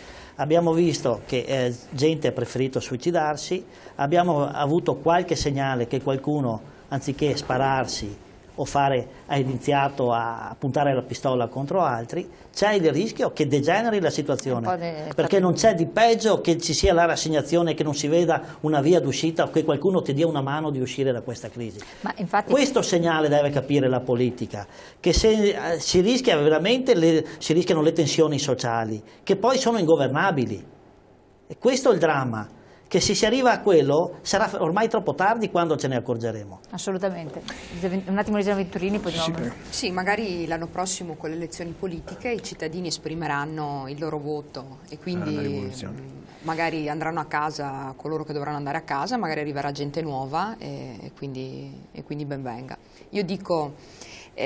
ognuno poi dovrebbe fare, al di là di chi si trova ad alti livelli che è irraggiungibile, io dico che ognuno di noi nel nostro piccolo deve tentare di fare il meglio. io ritorno sempre alla mia esperienza perché poi è quella degli amministratori locali, se quotidianamente, tutti i giorni, nei nostri comuni, nelle nostre realtà cerchiamo di comunque dare dei servizi ai cittadini, comunque di risparmiare, comunque di dare delle risposte, comunque che i dipendenti lavorino, io penso che già quello è un segnale che noi stiamo dando all'Italia. Io sento tante persone della mia età, io di anni ne ho 33, quindi sento le fasce di ragazzi che hanno 20-30 anni che vogliono andare via dall'Italia perché lo vedono un paese senza prospettive. A me questo mette tristezza, perché non si può pensare che questo è un paese che è destinato a morire, non lo voglio pensare. Quindi io per prima nel mio piccolo cerco di dare il mio contributo perché questo paese non muoia. E cerco di farlo tutti i giorni nel mio piccolo come fanno tanti amministratori locali, perché la vogliono cambiare quest'Italia. E questa è la concretezza, perché poi mi rendo conto anch'io di cosa sta succedendo a Roma che non cambia niente. Però non è bravissimo, ha detto la cosa centrale.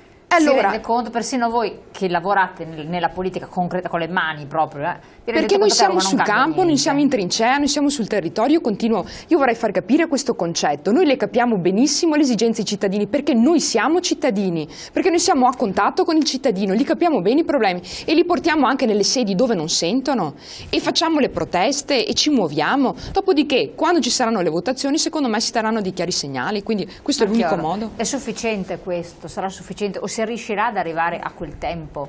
Allora, io voglio dire qualcosa in tema di riforme, perché ci sono tantissime bellissime leggi scritte e depositate e anche magari che hanno fatto un piccolo iter in Parlamento, però non sono mai state approvate. Allora, parlando di riforme e parlando di sovrapposizioni, di duplicazioni di enti, eccetera, abbiamo parlato delle province. Fino a qualche anno fa si faceva la rincorsa a moltiplicarle le province. Se vi ricordate, in provincia di Vicenza c'era Bassano che voleva la sua provincia, d'accordo? Per carità, istanze del territorio, di autonomia, eccetera. Allora, adesso abbiamo detto no, basta, le province si aboliscono. Allora, in Italia si passa sempre da un estremo all'altro.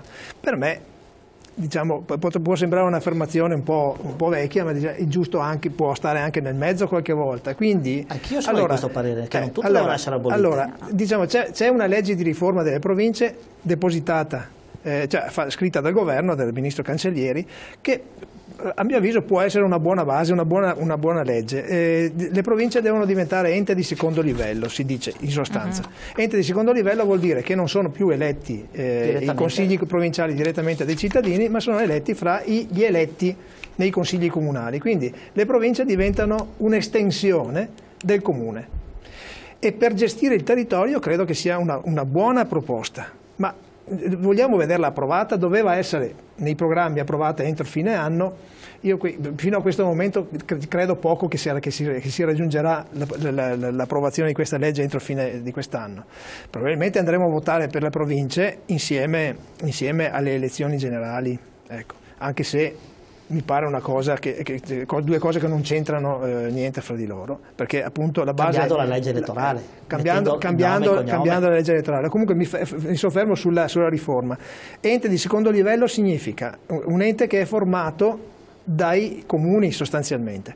Allora, su questo ente bisognerà capire quali sono le competenze da dargli, ma io sono convinto che la provincia così riformata può raccogliere anche molti enti che adesso sono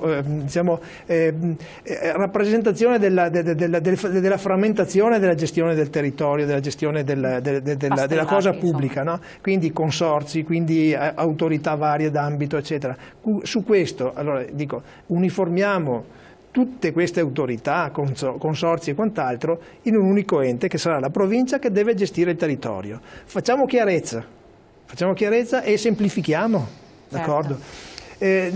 La provincia potrebbe essere così riformata, potrebbe essere il service del territorio per i comuni e per la gestione effettiva del territorio. Stiamo facendo troppa confusione fra amministrazione e politica, cioè chi deve fare le leggi e deve controllare che vengano applicate deve essere molto ben definito, Stato e Regione. La provincia e i comuni devono fare amministrazione.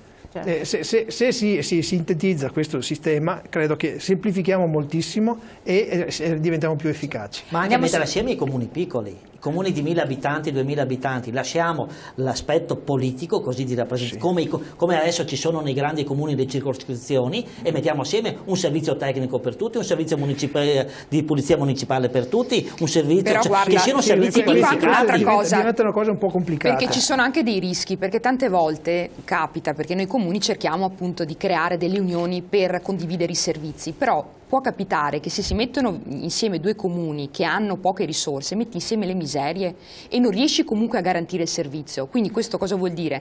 Che devi avere comunque un personale che deve essere formato, comunque da un punto di vista tecnologico devi essere dotato di tutta la strumentazione, quindi devono essere investiti anche dei soldi in termini di infrastrutture, in termini di attrezzature, perché poi adesso che viene tutto per via telematica e che ti chiedono programmi e che ti chiedono comunque di essere a passo con i cambiamenti che ci sono anche nell'amministrazione pubblica, ti vengono a mancare le risorse se sei un piccolo comune. Quindi bisogna veramente cambiare completamente la mentalità e dare delle risorse anche per l'unione. Ma forse c'è la possibilità di farlo. La vera unione dei comuni è la nuova provincia, a mio avviso. Potrebbe essere, tanto queste sono delle soluzioni, bisogna vedere se sono attuabili. Andiamo in pubblicità, poi torniamo su questo.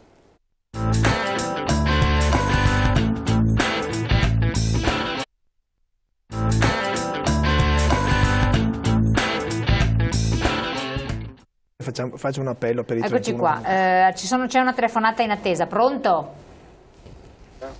Sono Giorgio di Vicenza. Prego signor Giorgio. Niente, volevo solo dire che sono d'accordo con il signor Marchioro. Le leggi bisognerebbe applicarle soprattutto, ma diciamo che col tipo di informazione che abbiamo in Italia, visto che siamo al 69esimo posto, la paghiamo noi, anzi la pagano i politici, e quindi difficilmente si mette contro i poteri forti. È un po' difficile cambiare, diciamo, la situazione. Basta pensare che il problema grosso, se ascoltiamo i vari commenti, diciamo, sull'evasione delle tasse, il problema pareva fossero i pensionati che hanno il secondo lavoro e noi parlamentari che hanno 25 cariche. Certo. Ecco, tanto per dirne una. Tanto per dire, infatti. No, è chiarissimo. Per cambiare ci vorrebbe poco, basterebbe che chi sbaglia paga, mentre qua chi ruba, diciamo, è un furbo, non è un ladro. Questo è quello che viene fuori, diciamo, parlando in fabbrica o parlando con la gente in giro. Certo. No, è chiarissimo, grazie del suo intervento. Tra l'altro, appunto, chi sbaglia paga, per questo discorso, quello che mi ha colpito, perché c'è stato un intervento di Monti, c'è un'altra telefonata, adesso la passo subito, è che Monti dice che bisogna sviluppare in questo paese, e l'ha detto in occasione della visita che ha fatto a Finale Emilia, un maggiore senso di responsabilità. Con l'applicazione naturalmente, cioè, quindi responsabilità, nel senso bisogna pagare le tasse tutti, bisogna essere più responsabili, quindi un senso di equità applicata. Però il senso di responsabilità bisogna che anche il governo ce l'abbia, e dal momento in cui adesso con questa nuova tassa sulle disgrazie, l'Italia è il paese delle disgrazie, per cui se non c'è il terremoto c'è l'alluvione, se non c'è l'alluvione c'è la tassa della sfiga. Esatto, 5 centesimi fino a 5 centesimi a livello nazionale, aumento dell'accisa sulla benzina, altri fino a 5 centesimi a livello regionale per quanto riguarda la competenza regionale, fanno 10 centesimi. La Regione Veneto ha detto che per il momento non la applica, per il momento vediamo quello che sta succedendo nella zona del Polesine. L'Emilia Romagna non ho ancora capito cosa vuol fare, però mi sembra poco di senso di responsabilità, poi viene spalmata su tutti e ricade sempre sui poveri disgraziati, perché poi la benzina e le accise la pagano sempre gli stessi. E quindi anche qui ha detto, Monti fa riferimento a chi ha speculato costruendo in abuso edilizio e cose analoghe. Però bisognerebbe che i provvedimenti del governo venissero presi nei confronti di chi ha speculato, non nei confronti dei tutti. Cioè, bisogna andare anche agire in modo mirato. I cittadini ci dicono nei confronti di chi la politica sta giocando con la cosa pubblica, nei confronti di questi bisogna agire, non nei confronti di chi invece opera concretamente, poi il dito viene puntato indifferentemente nei confronti di tutti. Sentiamo chi c'è al telefono. Pronto? Pronto? Sì, buonasera, da dove chiama? Buonasera, chiamo dalla provincia di Verona, mi chiamo Davide. Prego Davide. Dica. Mi chiamo Davide, chiamo dalla provincia di Verona. Niente, volevo intervenire sul discorso che faceva il signor sindaco Venturini. Sì. Che parlava a riguardo delle risorse che questi comuni non ne hanno mai di risorse, no? Allora, c'è un comune nella provincia di Verona che è della Lega, ha fatto in mezzo alla piazza una rotonda, ha fatto montare un leone di San Marco che costa 50.000 euro. Mi dovete spiegare se queste risorse vanno spese in quella maniera lì, perché allora è inutile pagare le tasse. Le tasse ora è meglio non pagarle, i soldi ce li teniamo noi. Certo, capito. Grazie, buonasera. Grazie del suo intervento. Sì, poi naturalmente è una questione di scelta, poi un'amministrazione decide se quei soldi, non lo so, vanno destinati per garantire, non so, il prezzo della mensa scolastica ad un determinato importo, piuttosto che fare la statua, piuttosto che pagare spese di rappresentanza che i comuni praticamente non ne hanno più, piuttosto che pagare, non lo so, comprare risme di carta, cioè le spese in un comune sono di tanti tipi, poi sta alla scelta dell'amministratore andare a privilegiare una cosa piuttosto che un'altra. Però poi le votazioni verranno premiate oppure penalizzate. Certo, poi i bilanci dei comuni sono pubblici, i consigli comunali sono pubblici, quindi ci si rende conto se il proprio amministratore agisce bene, agisce male, si dà da fare, non si dà da fare. No, comunque ci sono sindaci e sindaci, bisogna dirlo assolutamente. Come in qualsiasi quindi contesto. Non possiamo dire che tutti sono bravi, perché non poi è così. permettetemi di fare una riflessione. Allora, l'anno scorso ho concluso un master all'università nel ramo di sociologia. Abbiamo fatto un laboratorio nel contesto di Napoli. Allora siamo andati nella zona del Vesuvio e c'erano tutta una serie di case abusive.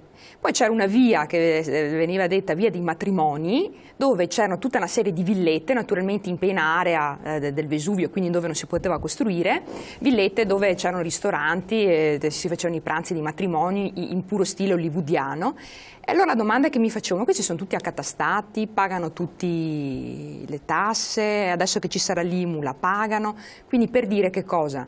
Che ci sono Italie, quindi sì, abbiamo, al di là di dire sì, interveniamo, però finché nel mio comune ci sono 15 dipendenti, abbiamo 5.000 abitanti e in altre parti d'Italia lo stesso comune ha 50 dipendenti, e finché i tagli vengono fatti in maniera trasversale, per cui io non posso assumere, viene fatto il taglio e vengono fatte le regole uguali per tutti a prescindere dalle realtà, per cui io non posso più assumere dipendenti anche se magari ne avrei bisogno, perché comunque si va a compensare il fatto che chi ne ha 50 anziché 15 come me, comunque neanche lui non può più assumere. Sì, però sono realtà completamente diverse, cioè manca una specificità anche nel contesto italiano, perché non siamo tutti uguali. Assolutamente. Anche nella gestione. Questo è il discorso di Napoli, cosa dici? Sì, è anche giusto quello che tu dici, però è anche vero che tutto questo faceva parte di un programma di governo che doveva andare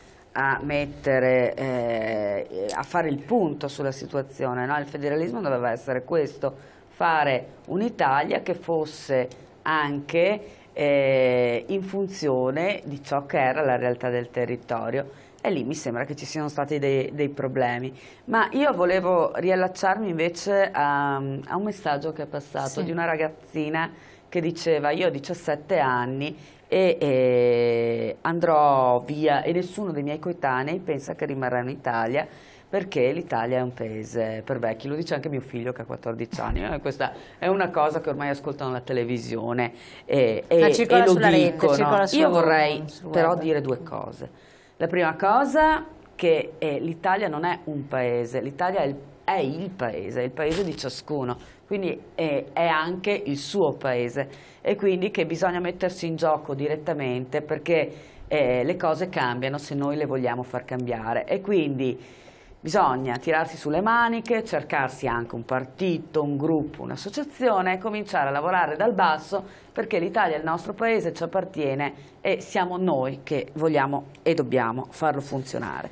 L'altra cosa che volevo dire è che è assolutamente incredibile queste masse dei nostri laureati che vanno via e lasciano il paese perché non trovano collocazione nelle università, nei centri di ricerca, nelle imprese, che investono pochissimo in innovazione, quando nei fatti la risorsa umana è l'elemento che garantisce il vantaggio competitivo e la crescita a un paese. E quindi anche da questo punto di vista stiamo sbagliando tutto, abbiamo sbagliato delle politiche che non sono di competenza del nostro territorio, naturalmente appartengono a una dimensione più elevata, però dobbiamo porcelo il problema.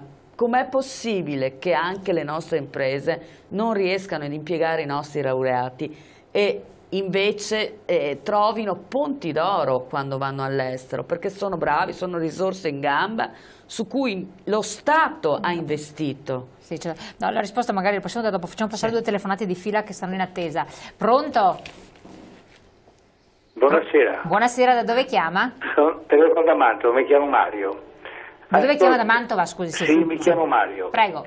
Scusi signora, io voglio dire una cosa veloce. Come può la gente non lamentarsi quando sentiamo che un D'Alema prende 20.000 euro al mese, un Dini 30.000 euro al mese, e porta borse di qui, e porta borse là, e auto blu, e mica auto blu. Ma la gente non è stupida. Dopo una legislazione vanno in pensione con 3.000 euro al mese, ma poi tante di quelle cose.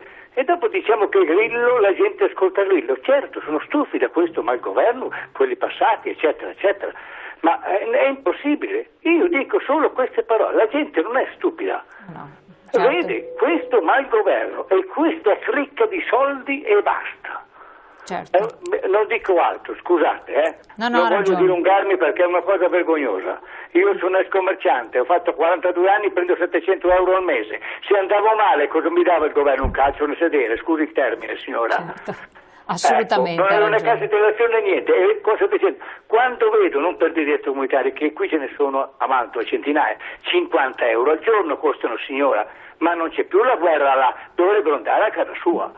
Oh, ma costano tutte spese, bisogna, diamo da mangiare ai nostri, cerchiamo di governare che va bene. E dopo dicono perché ascoltiamo Grillo e queste voci che non ha nessun programma, io non dico niente a sto uomo finché non vede il programma. Comunque vi lascio e complimenti per la trasmissione. Grazie, grazie al nostro telespettatore. C'è un'altra telefonata, pronto? Sì, buonasera a lei. Buonasera, da dove chiama? Ti chiamo da Rovigo. Prego. È un piccolo intervento il mio, così, una considerazione in base alle vostre argomentazioni e naturalmente voglio unire anche la mia voce, per quanto possa essere, all'assurdità della situazione italiana, che non è stata creata da noi lavoratori, ma dalla classe politica che si è succeduta in tutti questi decenni. Io vorrei ricordare che i nostri vecchi, con Vanga e Badile, analfabeti, hanno ricostruito l'Italia devastata, ma veramente devastata, da una tremenda guerra. I nostri cervelloni invece si sono trovati un'Italia costruita, strade, palazzi, chiese, ospedali e tutto. E i cervelloni boccoliani l'hanno trovata fatta e l'hanno distrutta. Cosa vogliono ancora da noi? Certo. Vogliono allora che anche il mite si arrabbi, la storia lo insegna. E quando il mite si arrabbia non guarda più quello che fa. E non è colpa del mite se si arrabbia. Non possiamo più. Parlano adesso anche del discorso dell'IMU, tra le tantissime altre cose, eccetera. Ma se io mi sono fatto un mutuo dopo anni e anni di lavoro, non potevo più andare avanti, non potevo pagare affitti d'oro. Ho fatto un debito con una banca, ma sono io il proprietario della casa e devo pagare mutuo ragione. e anche casa. Allora il mutuo che la paghi la casa, che la paghi la banca è il mutuo. E lei è la proprietaria, perché se io non pago l'affitto, la banca diventa proprietaria e mi caccia di casa. E allora che faccio io? Chiarissimo, grazie del suo intervento e della sua osservazione, grazie molte.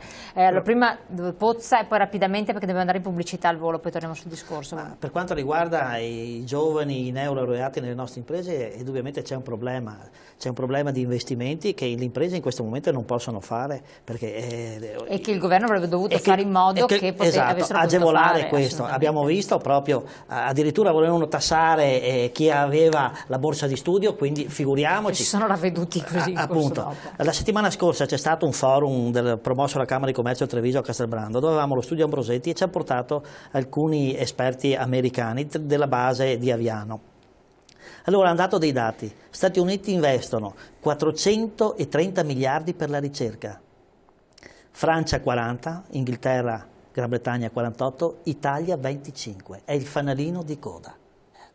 Questi sono i dati e questo si riflette anche nelle imprese. Non ci sono strumenti che accompagnino l'inserimento dei giovani nelle imprese, investire, detrarre il costo perché li deve formare, li deve mettere a disposizione. Tutti vorrebbero avere dei giovani all'interno dell'impresa e nonostante questo riusciamo ancora a esportare, perché le piccole e le medie imprese sono quelle che esportano di più e in questo territorio siamo a segno positivo rispetto a tutto il resto del paese. Quindi c'è la voglia di continuare ad investire, però purtroppo non ci sono dati gli strumenti. Dateci gli strumenti, fateci lavorare e noi lavoreremo e daremo un'opportunità a tutti, perché sta nel nostro DNA, sta nella nostra ricerca la salvezza dell'impresa, trovare nuovi mercati, trovare nuove idee, altrimenti non c'è futuro. Dateci la possibilità di pensare al futuro. Riprendendo il discorso appena fatto, io dico anche c'è bisogno che l'università diventi un motore effettivo di progresso. In questo momento chi frequenta l'università ha un percorso a ostacoli davanti. Io parlo di università pubblica purtroppo e io sono per l'istruzione pubblica, ma in questo momento chi affronta gli studi universitari ha un percorso a ostacoli. Non ci sono le strutture per aiutare a studiare, per aiutare a approfondire chi frequenta l'università. Sono università purtroppo staccate dal mondo del lavoro assolutamente. E volevo tornare però, prima ho condiviso un'affermazione che ha fatto, perché lei ha detto c'è una specificità veneta. Se si parla con dei lombardi, se si parla con dei romagnoli non c'è la stessa percezione. Certo, il Veneto ha una specificità. Allora io devo proprio dirlo e puntualizzarlo questo. Come sindaci veneti noi siamo i primi ad avere l'interesse a far cambiare legislazione per i comuni, perché non è retorica. I comuni veneti hanno da sempre utilizzato, insomma nella generalità, poi ci sono casi e casi, ma hanno sempre utilizzato il buon senso, la parsimonia nelle spese, eccetera. E ci siamo ritrovati a essere i più penalizzati d'Italia, questo senza retorica, senza volerne a nessun sindaco di tutte le altre regioni. Però noi con la politica che abbiamo sempre fatto, con i tagli lineari, con il patto di stabilità siamo stati i più penalizzati in assoluto e questo non è, per noi non è più accettabile, non lo vogliamo. Quindi non il 24 ma il 31 di maggio a Venezia devono, a mio avviso, e lo faccio proprio un appello a tutti i colleghi veneti, devono esserci 581 sindaci. O sindaci o assessori o anche sindaci e assessori insieme. Dopo perché questa manifestazione è una manifestazione che deve segnare una svolta nell'ascolto che il governo ha nei confronti delle richieste e delle proposte che ANCI continua a fare, perché ANCI non ha mai protestato solo, ha sempre fatto anche grandi proposte che purtroppo i vari governi non hanno ascoltato e in questo momento si sta tornando indietro anche su quella parvenza di federalismo che si era impostata. Si sta tornando indietro, ma si sta tornando indietro non da 6 mesi col governo Monti, ma si sta tornando indietro da anni anche con i governi precedenti. Comunque penso che se voi vi muoveste in un modo deciso forse anche i cittadini vi seguirebbero. Pubblicità, poi torniamo insieme.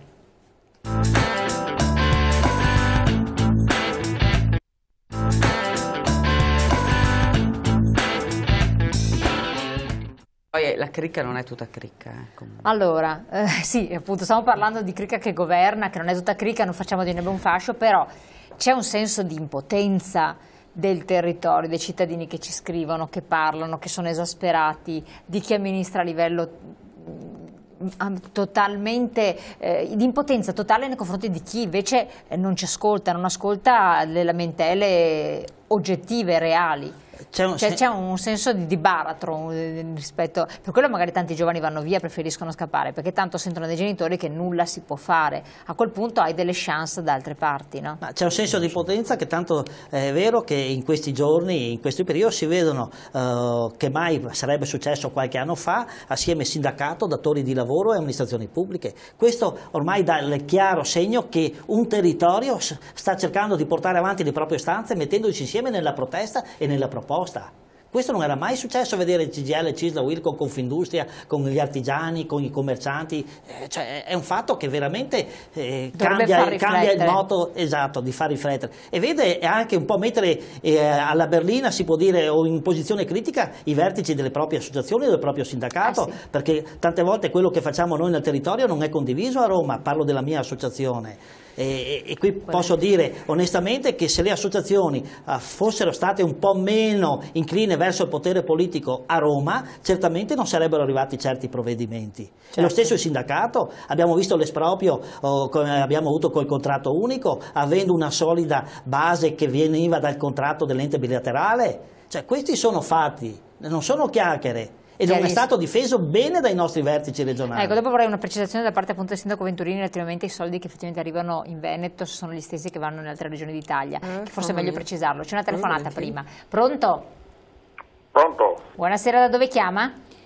Dalla provincia di Padova. Prego. Io volevo dire a quel signore che ha detto che l'Italia investe meno della metà della Germania e della Francia. Lui non è ben informato, lui non sa che un professore di lettere in Germania e in Francia insegna 5 materie e un professore di lettere italiano insegna una lettera per 18 ore alla settimana, dovrebbero essere 18 ore alla settimana, e i soldi non ci sono per investire in ricerca, caro signore.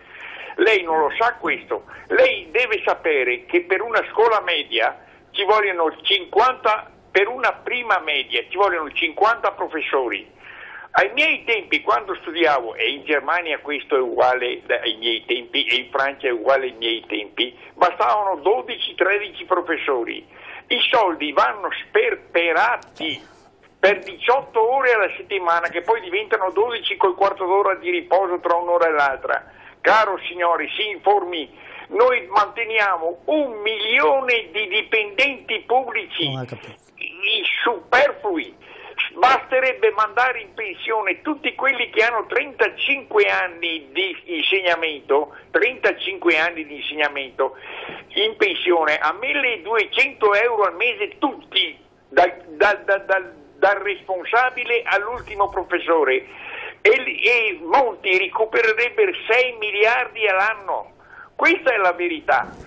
Chiaro. Non possiamo andare avanti così, stiamo facendo bancarotta. Buonasera a tutti. Buonasera.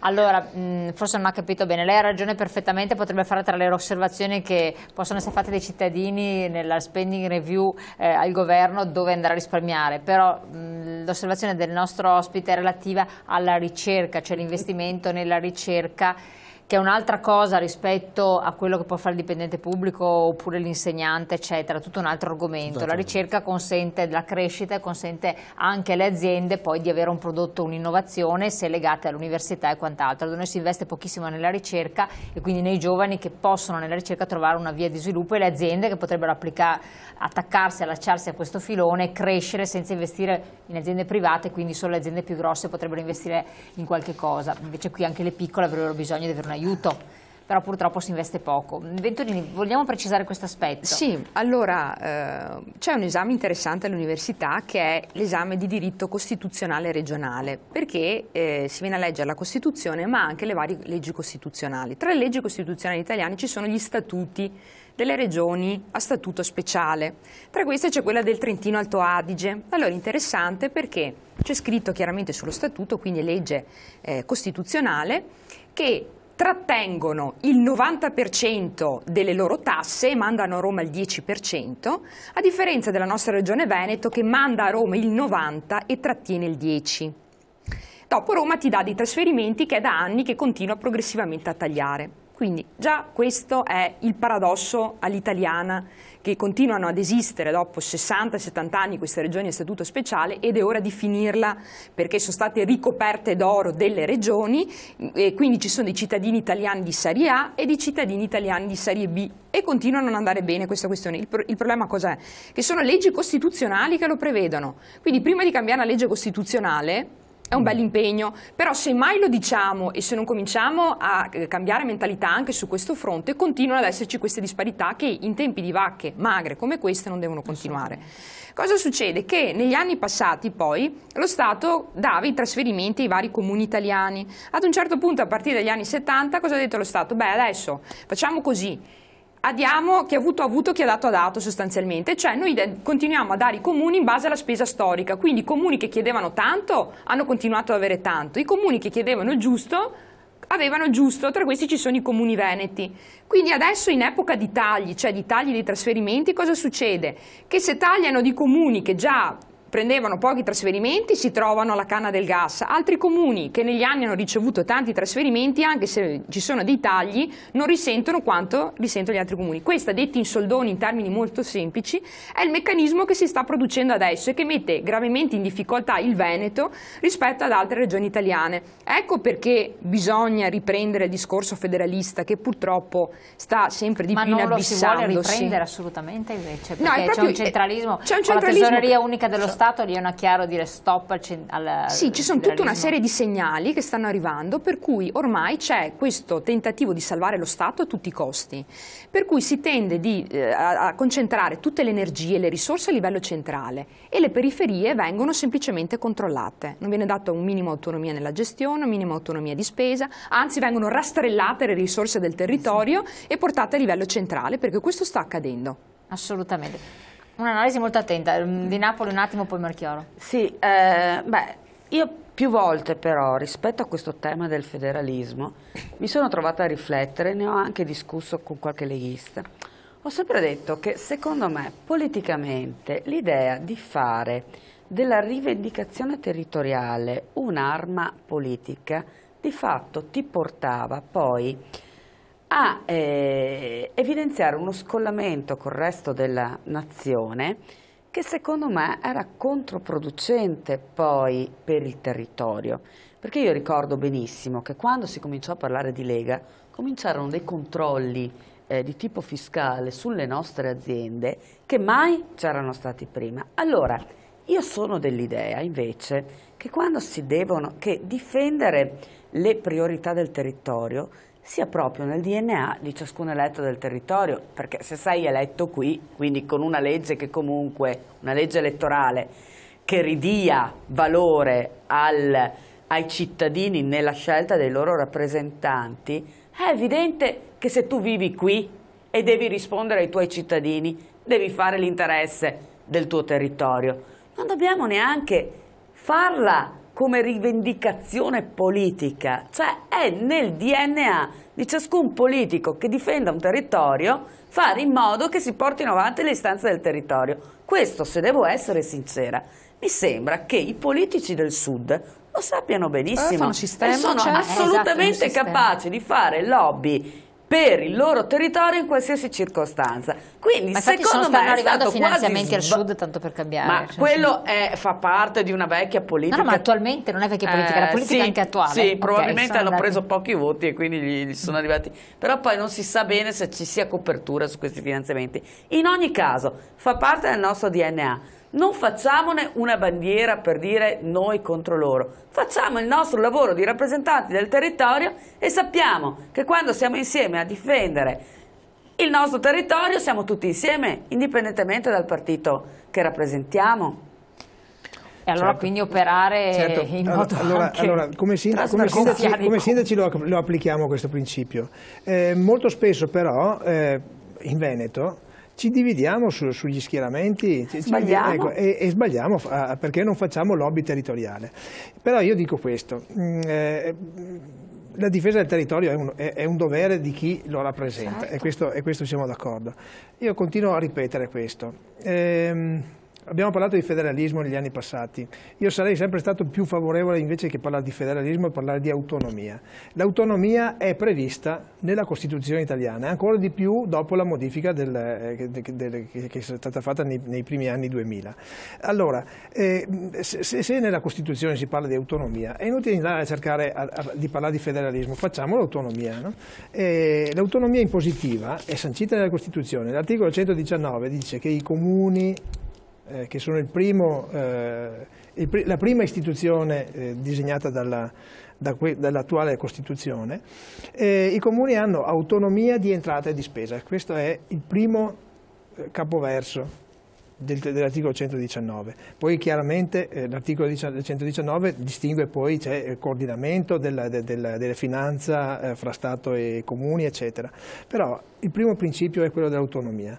Quando noi diciamo come sindaci adesso vogliamo che i tributi dei comuni siano distinti nettamente dai tributi che si devono pagare allo Stato, è perché questa è la base dell'autonomia. È la base anche di una maggiore responsabilità, perché, ripeto, se uno deve fare ricorso alle proprie risorse, chiaramente deve essere più responsabile nel gestirle. E è più responsabile e più efficace nel territorio. È chiaro che ci sono territori più avvantaggiati, più economicamente forti, dei territori che sono meno forti, e quindi qui si tratterà da parte dello Stato di equilibrare, ma non con le risorse che vengono dai comuni, mescolando i vari tributi, chiarendo che quello che deriva dal patrimoniale, che l'IMU è una patrimoniale allargata, quello che viene dal patrimoniale è del comune, perché è un'imposta che è molto efficace e anche legata al territorio. Cioè, se ci sono quindi degli non ricevere la immobili patata bollente delle rogne dello Stato a livello territoriale, perché visto che dovete già difendere il vostro... Ecco, il territorio è chiaramente controllabile e fotografabile.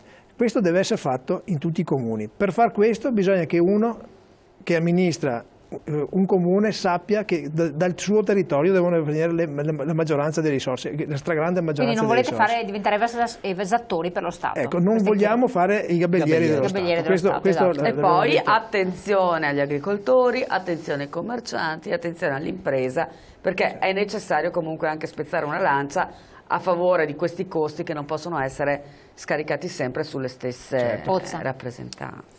Ma io condivido gli interventi ultimi che sono stati fatti, perché sono interventi che ovviamente... Sosterrete quindi l'azione dei sindaci? Certo, perché è una battaglia comune, noi abbiamo l'interesse che le amministrazioni locali investano nel territorio, le piccole imprese poi tra l'altro sono, direi, quelle che lavorano con questi comuni, perché non sono grandi appalti, per cui c'è questa necessità di rimettere in moto la macchina del lavoro, la macchina dell'edilizia. Questa economia deve girare, perché non gira solo l'artigiano, gira il professionista, gira il contabile, gira l'arredatore, quindi bisogna ripartire. Se non si riparte effettivamente si aumenta la disoccupazione e quindi tensioni sociali e quant'altro. E poi, quando chiude un'impresa artigiana, un'impresa commerciale, quello lì che chiude andrà a gravare sulla collettività. Assolutamente. Almeno si arrangia, mantiene la famiglia, nel bene e nel male, che paghi tante o poche tasse, però non va a gravare sulla collettività. Questo è l'elemento che ha tenuto in questo nostro territorio. Non ci sono grandi tensioni sociali nonostante la crisi. Perché? Perché c'è una rete di microimprese e di piccole imprese che riescono a resistere. Se queste non ci sono non si può reggere anche il sistema. Certo, se avessimo tutti i modelli Fiat o modelli Fordista, quando chiudono, quando è chiuso e sono a casa migliaia di famiglie. E dove vanno queste famiglie?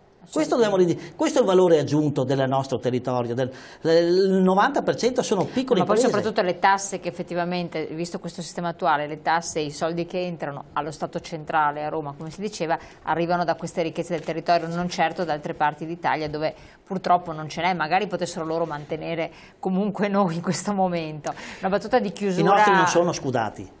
Esatto, tra le altre cose. Venturino, a battuta di chiusura, siamo fuori tempo massimo, prego. Sì, ritornando al discorso di suicidi, che poi non l'abbiamo toccato l'argomento, sì, la cosa che mi era venuta in mente è che avevo fatto già a suo tempo un parallelo, dove in Sicilia il malcontento delle imprese, vi ricordate c'era stata la manifestazione, quella dei forconi, e lì la rivolta che dopo è stata sedata.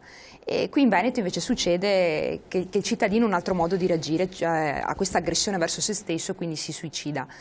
Vi ricordate che nel passato il Veneto era una terra di immigrazione, una terra povera, poi ci siamo rimboccati le maniche, un esempio è anche mio padre, a un certo punto in un momento di crisi è partito, è andato via e poi è ritornato, pur avendo una famiglia numerosa, e quindi adesso è un momento in cui il Veneto sta vivendo un momento di crisi, però io sono convinta che è nel nostro DNA la voglia di reagire, di lottare, di farcela, facendo sistema, dove ci sono quindi le imprese, dove c'è gli amministratori pubblici, dove ci sono le famiglie, cioè tutto questo sistema che deve in qualche modo trovare un modo per reagire, per venirne fuori. Quindi io vorrei dare anche un messaggio di speranza, nel senso che ci dobbiamo rimboccare le maniche, noi amministratori per primi. In un modo o nell'altro farlo, dobbiamo farcela. Anche magari con manifestazioni forti, secondo me, perché altrimenti se si sta zitti e quieti abbiamo visto che nulla succede, per cui far sentire la propria voce. Condivido, però mi lasci dire una cosa che non l'abbiamo toccata, il trading internazionale, cioè chi fa operazioni di finanza, si continua a parlare di Tobin tax, quindi sulle transazioni finanziarie di imporre delle tasse.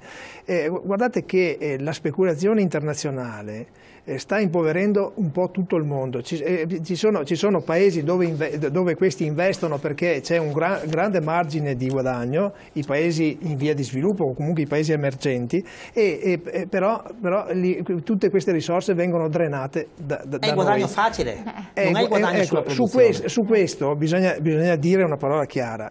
Le transazioni finanziarie devono essere tassate. Se ne sta parlando ma non si fa, purtroppo perché c'è un potere internazionale. Esatto, è sempre il solito discorso. La crisi non è venuta dalla produzione, la crisi è venuta dalla finanza. È morale, la morale che fa Obama non lo può fare, perché viene dal suo paese questa crisi e non deve permetterci di fare questo. Assolutamente. Allora io vi ringrazio, siamo proprio in chiusura, dobbiamo lasciare anche i nostri telespettatori, ringrazio di aver partecipato con i tanti messaggi, con le telefonate, affronteremo la prossima settimana naturalmente un altro tema, io vi rinnovo l'appuntamento domani alle 12:40 con la nostra consueta diretta, auguro ai nostri ospiti, ai sindaci buon lavoro e poi li seguiremo in questa manifestazione del 31, ai nostri interlocutori, buon lavoro anche al nostro artigiano imprenditore, naturalmente anche a Sabrina Di Napoli. E vi lascio con questo servizio per ricordare naturalmente anche il terremoto dei telespettatori, coloro che ci possono seguire, che sono potuti rientrare nelle abitazioni, però non pochi, non molti purtroppo, e naturalmente anche l'intervento di Monti che c'è stato, che però non è stato applaudito veramente, è stato un po' contestato quando si deve alzare la voce, ma servirà, almeno visto che non ha mai fatto interventi in situazioni ufficiali, questo è stato il primo intervento ufficiale in una situazione grave, era un po' in imbarazzo, ma forse sapeva perché era in imbarazzo. Seguiamolo insieme e vediamo anche questo. Grazie, arrivederci. Buonanotte.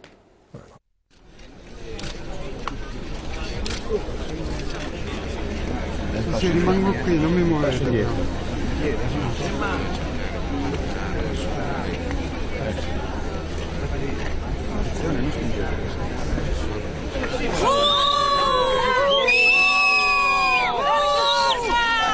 Viva le banche! Rapinatori! Vergognatevi! Ladri, schifosi! Andate a casa vostra, dovete pagare l'IMU! Noi ce ne andiamo! Potevi stare a casa! Dacci i soldi! Dateci indietro i soldi! La nostra IMU, fatelo voi! Il piccolo sacrificio! Stiamo aspettando che decidano oggi in Parlamento che cosa fare di questa bellissima legge che dirà a giochi già iniziati chi deve salvare le nostre case, se le assicurazioni che dobbiamo pagare noi o se arriverà un aiuto dallo Stato, che è lo Stato che deve provvedere ai cittadini. E non i cittadini allo Stato, le banche, mantenere le istituzioni che non fanno niente. Da Monti ci aspettavamo quello che ci si aspetta dalle istituzioni, l'aiuto ai cittadini, il paese per i cittadini. Quello che non ha detto niente, sia venuto. Beh, perché questo è il circo mediatico, per dare visibilità, perché adesso si parla delle elezioni amministrative, è solamente un gioco politico. Però ha detto ancora niente, magari arriva qualcosa, no? Arriverà, magari dirà che forse toglierà l'IMU oppure ce la farà pagare un po' più avanti, un po' più scaglionata. Però la legge che ha messo è inadeguata. Voi siete fuori di casa? Siete sfollati? Sì, però... Dove siete? Dove siete sfollati? In macchina.